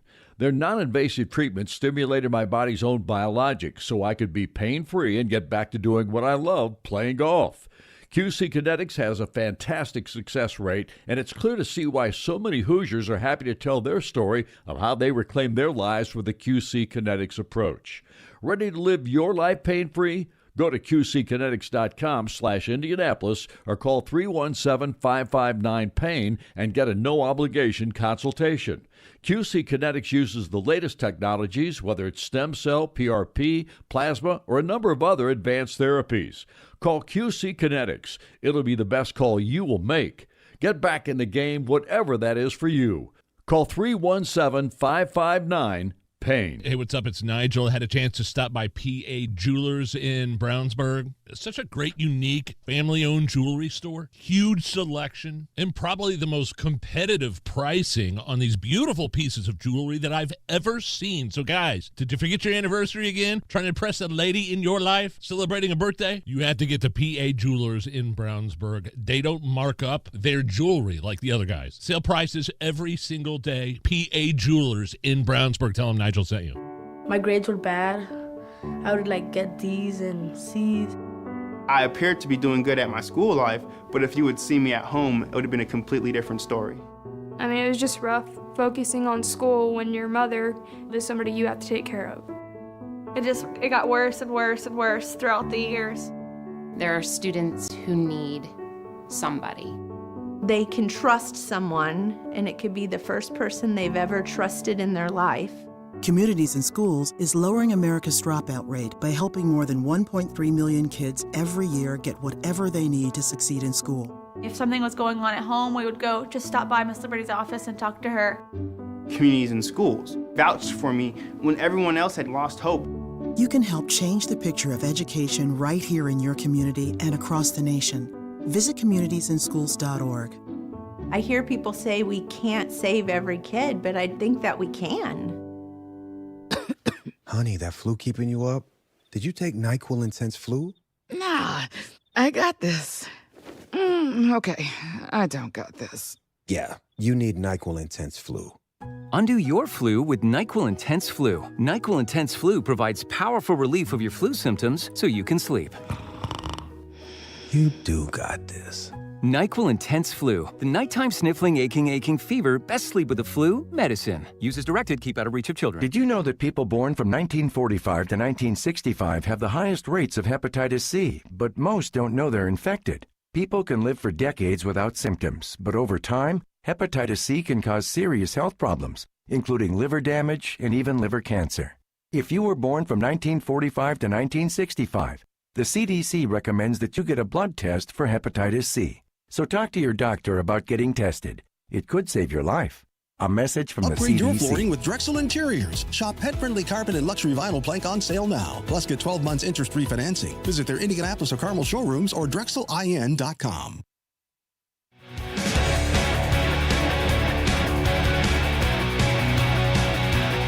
Doing a little shopping right now. Yeah, what? Anything good? On Trump RX. Oh. Air Supra. It's an inhaler. It's on there. $201. They say that is 60% off. Let's see. There's a lot of the GLP-1 medication on here. Like the Wegovy pill is starting at $149. They're saying that is 89% off. I don't know what a lot of these medications do, but there is a list right now at trumprx.gov/browse where they list 43 different medications. So Trump RX, the new government launch website, and it lists discounted prescription drug prices. The site doesn't sell the drugs directly. Instead, users are sent to the drug makers or the pharmacy sites to fill the prescriptions. But as I mentioned, it currently features 43 different medications with reduced prices. Anybody with a prescription can use it. It's cash only at this point. No insurance billing just yet. Because it's cash only, it usually won't go towards your insurance deductible either. Yeah, so here's a little bit of the history of how pharmaceutical pricing has worked both in this country and worldwide. So typically, when a pharmaceutical is rolled out, here in this country, we've got a market-based economy, so they get to set the price. The pharmaceutical company gets to set the price at whatever they want to set it at and make their money. But when that pharmaceutical company shops that same drug to other countries around the world, especially Europe, what Europe will say is, we're not paying more than $5 for this. Take it or leave it, drug company. And usually the drug company is like, well, $5 is better than anything. So what's been happening for decades is that we've been subsidizing, the United States has been subsidizing low-cost prescriptions in other countries. And what Trump has said, nope, you're not going to do that. You're going to now give us, most favored trading nation status. So it basically says, hey, whatever the lowest price is that you're selling this for anywhere else in the world, you've got to offer that to American citizens. And that's part of this equation here and part of what Trump is doing with Trump RX. Another one of the medications listed is insulin Lips Pro. That seems like that's probably pretty important. Sounds pretty important, yeah. Starting at $25. But you've got Mark Cuban. Of course, Mark Cuban has his own low-cost internet-based pharmacy is probably right. the best way to describe yeah, it. Yes. His own medication company. And he's saying that, he wants to work with Trump RX. We'll work with Trump RX. I mean, it's incredible. It's stupendous. It's like the most incredible program ever. And so we're excited to offer them our API so that they'll be able to download our daily prices. So when they go down, everybody benefits. Plus, I like what they're doing with the MFNs because, as I mentioned in my comments, our brand drugs are more expensive because PBMs are involved.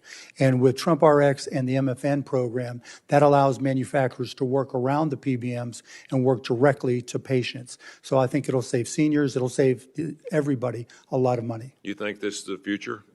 I don't think it solves the ultimate problem of how the system is designed, but I think it's something that we obviously agree on because that's what Cost Plus Drugs is. We publish our entire price list every day. Your company posts drug prices with full cost breakdowns. How does this transparency help save patients money? I mean, with costplusdrugs.com, any patient can just go look at their price for their medication. And so there's no uncertainty. But more importantly, by seeing our markup of only 15% and seeing our costs, that builds trust. I always tell everybody in our company that what we really sell in this industry is trust. And so I think that's what's really allowed us to grow so quickly. So you've got Mark Cuban, a guy who completely disagrees with Donald Trump politically on most everything, saying that this is a good thing. This is a step towards lower prices and more transparency when it comes to your medical care. Yeah, let's give some props to Mark Cuban because he clearly drank the liberal Kool-Aid in the 2024 election, came out hard for Kamala Harris, hated everything Trump did. And look, I am assuming that you'll see some Democrats come out against Trump RX. I mean, that's what they do. Anything Trump does, I'm sure Schumer is just ready to hit send on that press release that says that he's opposed to lower prescription drug prices through Trump RX for some reason. But let's give some credit to Mark Cuban for at least being an honest broker when it comes to this situation. He's been publicly no fan of Trump, publicly supported Kamala Harris in 2024, but he's more adult enough to look at this situation and say, on this specific situation, what Donald Trump is doing, and we want to work more closely with him on it. It does give patients a way to shop around and compare prices, and it's market driven. So go where the price is cheapest. And everybody's trying to crack this code. Look, the prescription drug industry is ripe for disruption, and the tech entrepreneurs have been masters of business disruption, and that's why Mark Cuban entered this with his own pharmacy online and has started to be successful at it. Now he's got an ally in a similar product called Trump RX, and Cuban wants his company to work closely with Trump RX with the goal of just making medications more affordable to the public. So it's certainly a worthy goal, but this is a tough problem to solve. There are a lot of people and a very strong pharmaceutical lobby that don't want lower pharmaceutical prices for the American people. They've still got a long row, a long hard fought ahead of them. But Trump and Cuban sounds like they're working together on this. It's I'm sure going to be a long time before you've got your specialty pharmacies or your black label drugs that are available for comparative shopping. I, for one, cannot wait for that day to happen. Yeah, and ultimately, look, pharmaceuticals are going to be expensive. Research and development. Everybody loves to rip on Big Pharma. But as soon as Big Pharma spends, $10 billion developing a drug that saves people's lives, they've got to be able to recoup that $10 billion. Now, what we don't want is them price gouging and creating all these astronomical, unaffordable prices for people. But you can't regulate this, because if we regulate too hard prescription drug prices, what you'll see is pharmaceutical companies will just stop spending all the billions on research and development that they're doing right now. Because a lot of times when those pharmaceutical companies, they spend a couple billion researching this drug, and it turns out, that didn't work. And they're out those $2 to $3 billion. They've got no way to recoup it other than just charging more for their other drugs. It's really easy to pick on Big Pharma until you're in need of Big Pharma. Look, we've had situations in our lives where there have been prescription medications that have, either saved our lives or made our lives a lot more comfortable than they would have been without them. So, yeah, it's easy to hate on Big Pharma, but what they've done to be able to literally save people's lives is something that can't be ignored. You're listening to 93 WIBC.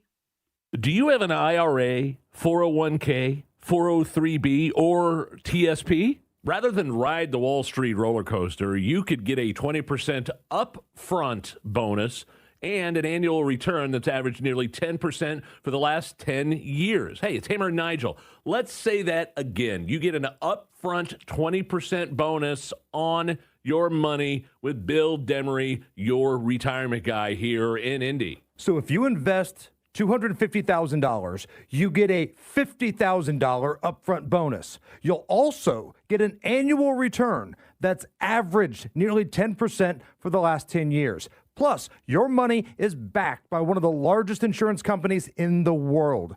Learn more from the retirement guy that we trust, Bill Demery, here in Indy, 317-648-5120.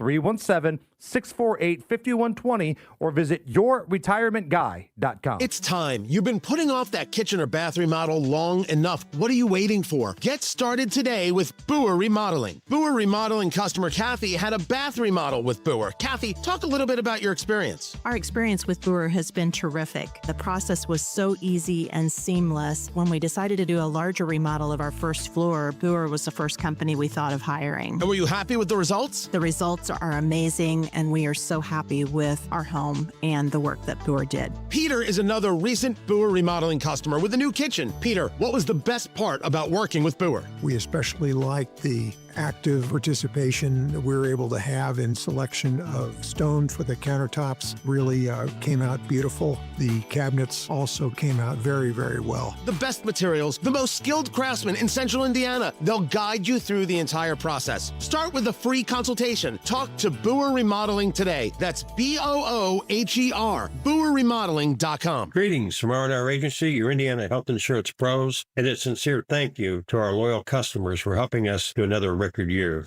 We recently saved a 62-year-old retiring couple over $800 monthly when compared to their COBRA offerings. We recently saved a family of 4 over $400 monthly when compared to their $7,500 deductible program on the ACA, and that's still Obamacare.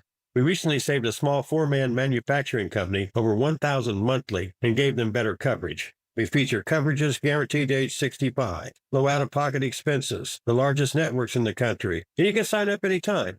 If you are retiring early, self-employed, or need coverage for your small group, call us at 317-563-0868 or go to rragency.org.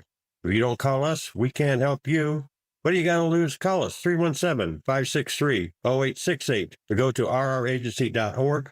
As always, God bless America, common sense government, and peace through strict. Are you tired of high cable TV rates? Sign up for Dish today and get a $500 bonus offer while supplies last. Plus, lock in your price for 2 years guaranteed. Call All American Dish, your Dish authorized retailer now. 800-296-1251. 800-296-1251. That's 800-296-1251. Offers require credit qualification, 24-month commitment, early termination fee, and e-auto pay. Restrictions apply. Call for details. Finding great candidates to hire can be like, well, trying to find a needle in a haystack, but not with ZipRecruiter. Its powerful technology actively finds and invites qualified candidates to apply to your job. So while other companies might deliver a lot of hay, ZipRecruiter finds you the needle in the haystack. See why 4 out of 5 employers who post a job on ZipRecruiter get a quality candidate within the first day. Try ZipRecruiter for free at ZipRecruiter.com/free. That's ZipRecruiter.com/free.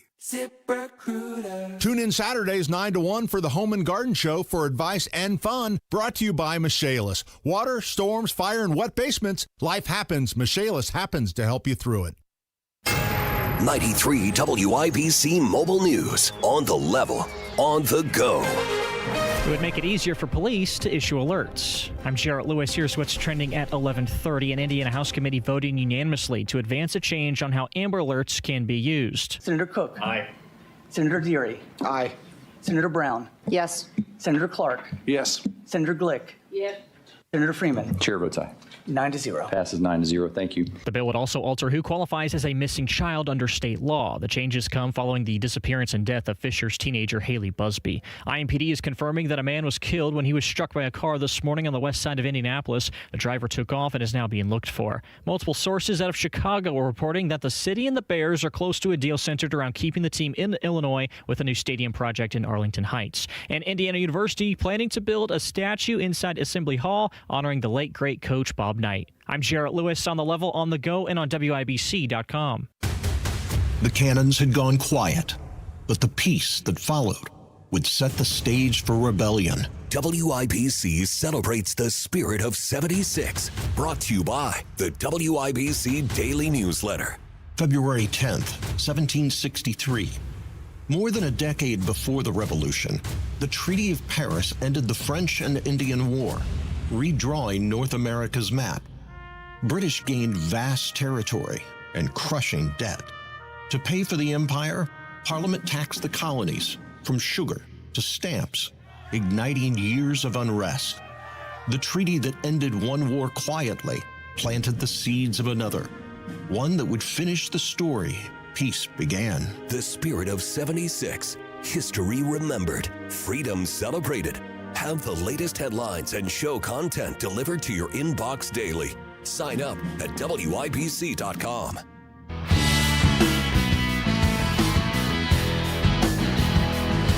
Imagine this. You practice for years and years. You become top of your game at an individual sport. You make it to the Olympics. You do your run. You just finish. You're at the bottom of the hill. You've got the post-run interview, and that is the moment that you decide to tell the world of all of your indiscretions. Yeah, this is kind of a breaking story that's happened today. This is a Norwegian biathlete, and I'm going to totally botch his name, but who cares? We'll give it a shot here. Sturla Holm Lagreed took home the bronze medal just this morning in the men's 200 kilometer individual biathlon race today. And so, typically we see these when they're on, they're skiing and they're at the bottom of the hill and they just finish and they're the reporters. We want to get your initial reaction. And so what does he do? He starts talking about how 6 months ago met the love of his life, the most beautiful woman in the world, but I have to admit my mistakes and I cheated on her. and all of a sudden he turns the post-race interview into like a therapy session. Like he's talking with his therapist and laying on the couch and starts admitting that he cheated on his girlfriend. I do have a little bit of audio on this. It'll be very Is it hard to understand? Well, it'll be very impactful to everybody because it's in Norwegian, but we'll give it a shot here to give you an idea of it. Hele familien som har backa meg. Og så det en jeg ville dele det her med, som kanskje ikke ser på I dag. So he just basically is talking to this interviewer, and you kind of see the look on the interviewer's face is like, what are you doing? What are we dude? doing here, man? I thought I just wanted to talk to you on? about winning the bronze medal, and you're telling me about how you cheated on your girlfriend. What?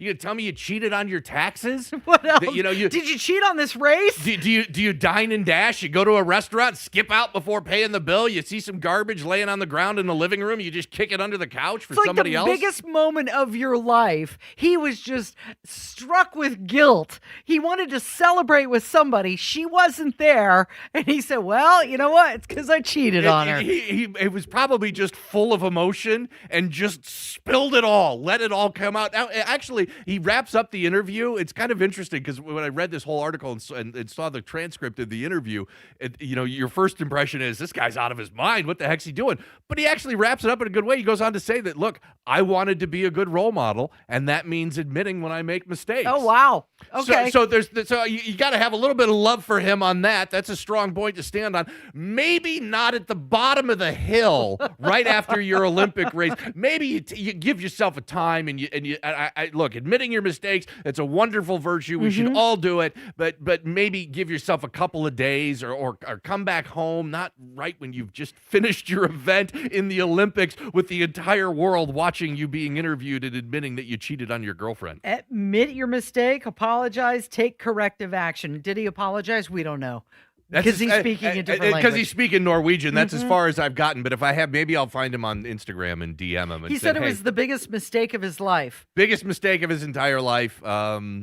And he needs to be a good person and a good role model. And part of that is admitting when you've got mistakes. I applaud him for that concept. I think the context and the setting could have been a little bit. The execution, maybe a little sloppy, buddy. Which maybe you could have said that by his skiing race too. Well, wonderful concept and strategy going in, not quite the best execution, but you got the bronze anyway. Maybe after he got the medal. Right? Like after he stands on the podium, he gets the medal, then he's doing the post, medal interview. And that's when he says, okay, you know what? I have to come clean with something. This has really been weighing on me. Right after the race. Wouldn't this be great if this ends up being a trend where as soon as the Olympian is done with whatever event, they start spilling on stuff? I've got this terrible online shopping addiction. I've got a dozen boxes from Amazon on my doorstep every single day, and I just need to get it out there. Well, you know what? You've got some American Olympians who could do that. They could win their medal or finish their performance and then say, I have something to confess. I was an idiot when I was bashing the United States the other day. Yeah, good luck getting that sort of. Well, one of them is, you remember Hunter Hess.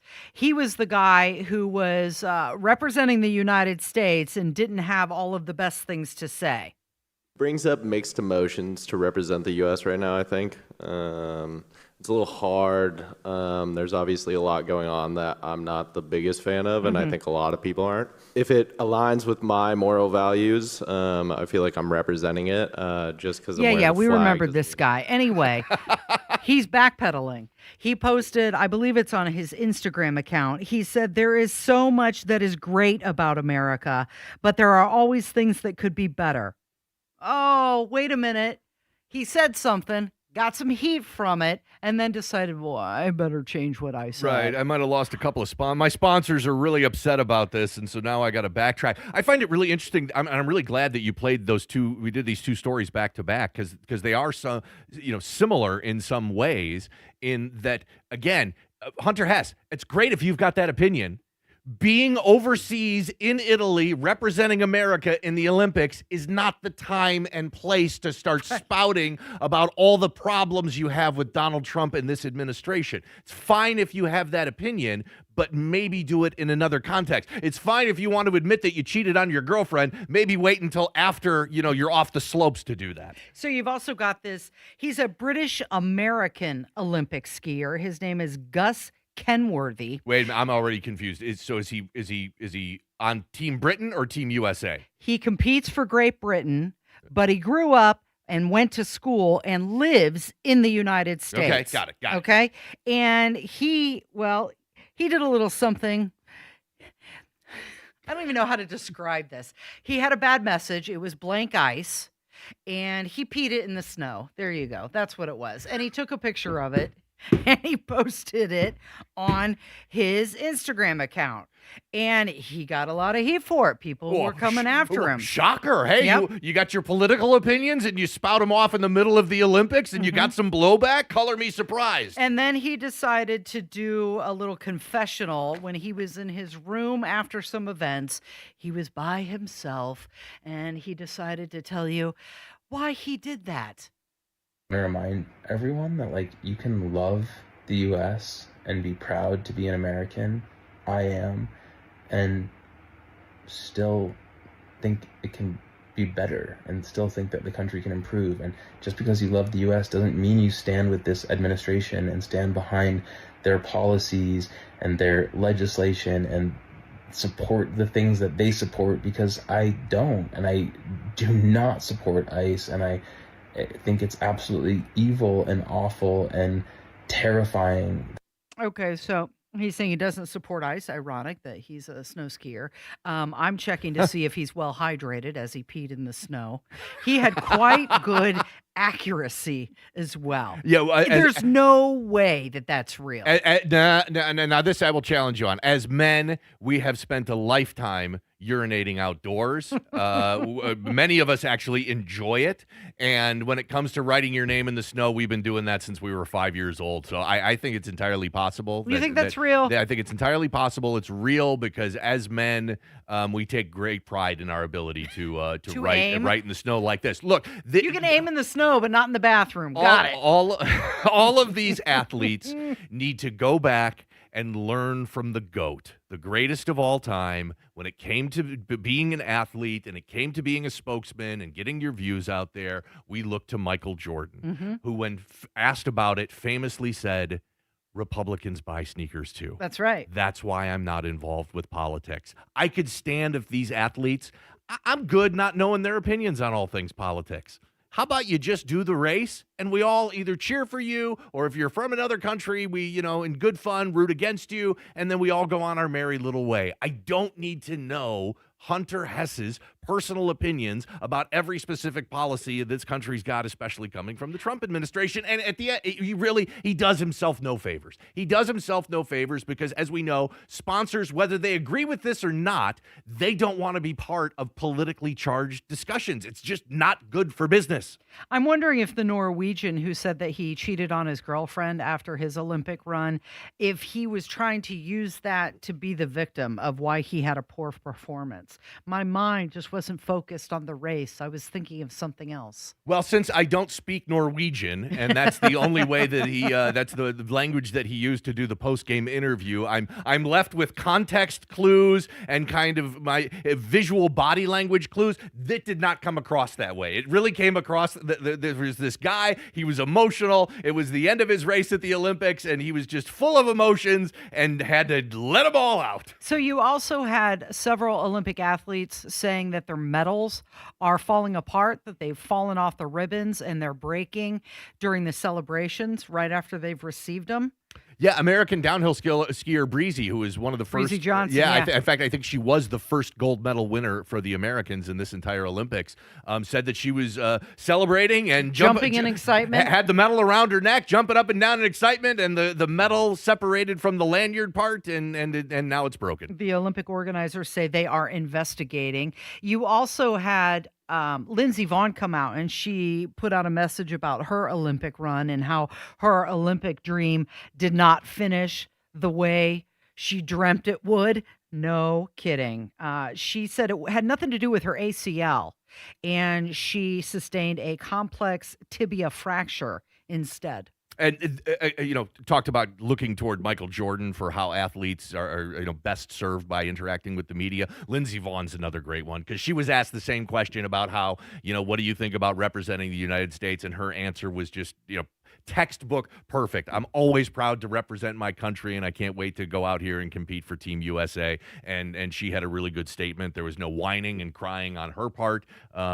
She obviously has been doing this for a long time, and it certainly shows in the way that she carries herself at the Olympics. And the difference between summer and winter Olympics, this woman has an observation. The difference between the summer and the winter Olympics is amazing, because the summer Olympics are like, let's go swimming, basketball, soccer, yay, gymnastics. The winter Olympics is like, if you make one wrong move, you may die. You're hurling yourself off a mountain. You've got knives on your feet. Like, the summer triathlon is like swim, run, bike. The winter biathlon is, here's a gun. It's crazy. I love it. I do kind of have a soft spot in my heart for the biathlon, because it's the only Olympic event where you're ski and then shoot a gun. Mm-hmm. I love that. We were sitting there trying to figure out, when does the timing begin on the luge? Because they rock back and forth and then they go. They can't have the timing be when they rock back and forth. There's got to be some laser that determines when they I looked into it, so it's not when the luger releases their hands from the grips. There is this invisible laser that is the starting point, and that's what triggers the start time on the luge. Have you seen the videos of people acting like they're doing the curling with their Roomba? Love it. Look. Yeah. So the Roomba is every year we're experts on curling. The Roomba is busy, cleaning their hardwood floors, and they've got a Swiffer out in front of it, sweeping like they do in curling. Look, sure. I'm a huge curling fan. If you missed yesterday's mixed doubles curling with the Americans, they ended up winning the match and guaranteeing themselves a medal in dramatic fashion. I've always loved curling since I was a dramatic fashion. You should have seen it. They were celebrating. People were fist pumping. I was excited on the living room couch. Look, I've watched curling since I remember my first Winter Olympics, and I love it, and I watch it every 4 years with the Winter Olympics. It's like one of my favorite And then when the sports. Olympics are over, you don't care anymore. No, but even beyond that, it goes away. I've been watching it forever. I still have no idea how the sport works. I don't know how the scoring works. I really don't know any of the strategy, but that Olympic mixed doubles duo is going for the gold. Their match happens this afternoon, so you'll be watching. I don't know what it's like. It's very relaxing for me to watch those granite blocks just kind of glide down the ice, and a guy with the broom brushing it in front. I have no idea what the broom does, but I'm dialed in and can't wait to watch this afternoon. You're listening to 93 WIBC. Coming up on Tony Katz today, were the Epstein files really unredacted, and will they take down Keir Starmer?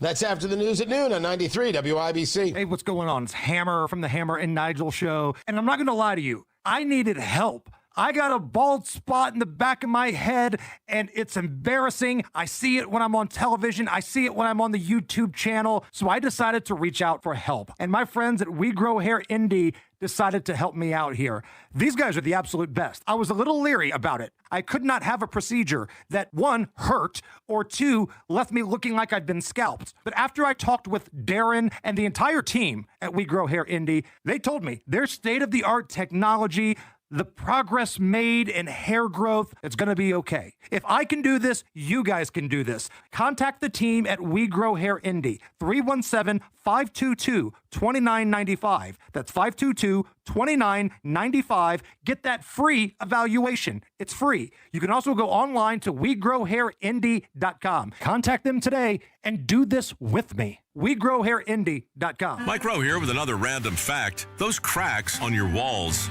aren't just cosmetic. They could mean your home is sinking. Whether it's drywall cracks, exterior cracks, or sticking doors or windows, do yourself a favor and call a Groundworks company. I spent some time working with these guys, and they're the real deal. Their people are trained and certified to stabilize your foundation. Schedule a free inspection with Indiana Foundation Service, a Groundworks company. Licensed in all states where work is performed. See website for detail. Kid Rock, a celebration 250 years in the making. Freedom 250 Tour, the road to Nashville. Friday, June 19th at Ruoff Music Center with John Party.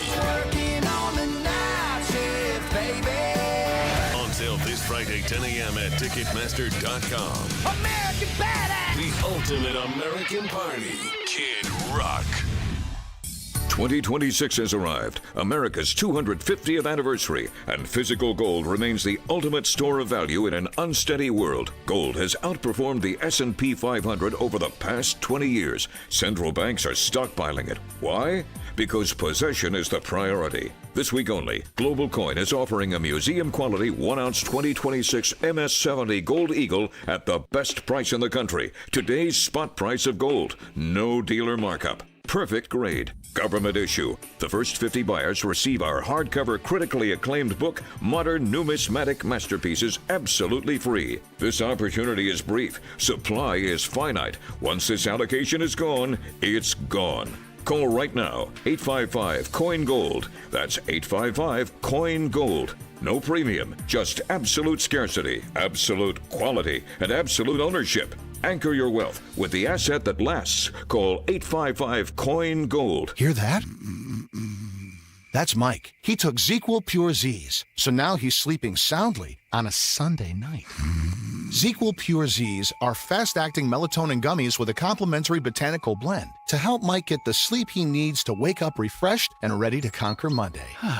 Let's do this Monday. ZQL Pure Z's, just for sleep. Really great sleep. These statements have not been evaluated by the Food and Drug Administration. These products are not intended to diagnose, treat, cure, or prevent any disease. Uses Airplay Live is coming your way May 15th, featuring Julie Haggerty and Robert Hayes. Relive the comedy classic like never before with stories, laughs, and unforgettable moments. Don't miss Airplay Live. More ticket information now at WIBC.com.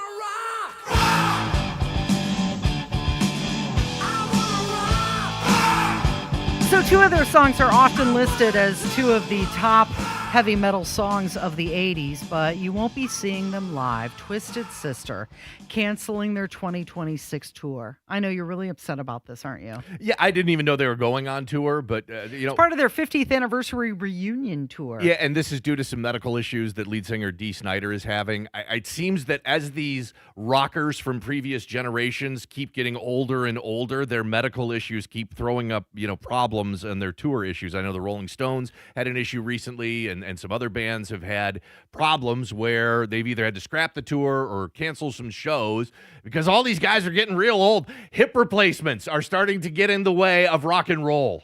They retired from touring back in 2016, and they were going to have this reunion tour, and it was supposed to be a full set of shows after about a decade, but now it's not going to happen. As you mentioned, Dee Snider resigning from the band over health problems, arthritis, surgeries, recent cardiac concerns. If I told you I had 2 tickets to go see Twisted Sister at let's say the amphitheater in White River State Park, would you go with me to see Twisted Sister? Is there something else in it for me? Just the concert. That's it. You're buying your own drinks too. They better play We're Not Gonna Take It and I Want to Rock as the first 2 songs so we can bolt out of there quickly. Those will be the last 2 songs as part of the encore. Are you going with me or not? We're showing up late. Are you going? Maybe. Thanks, Jim. Geez. Thank you, Kevin. Thank you for listening. It's 93 WIBC.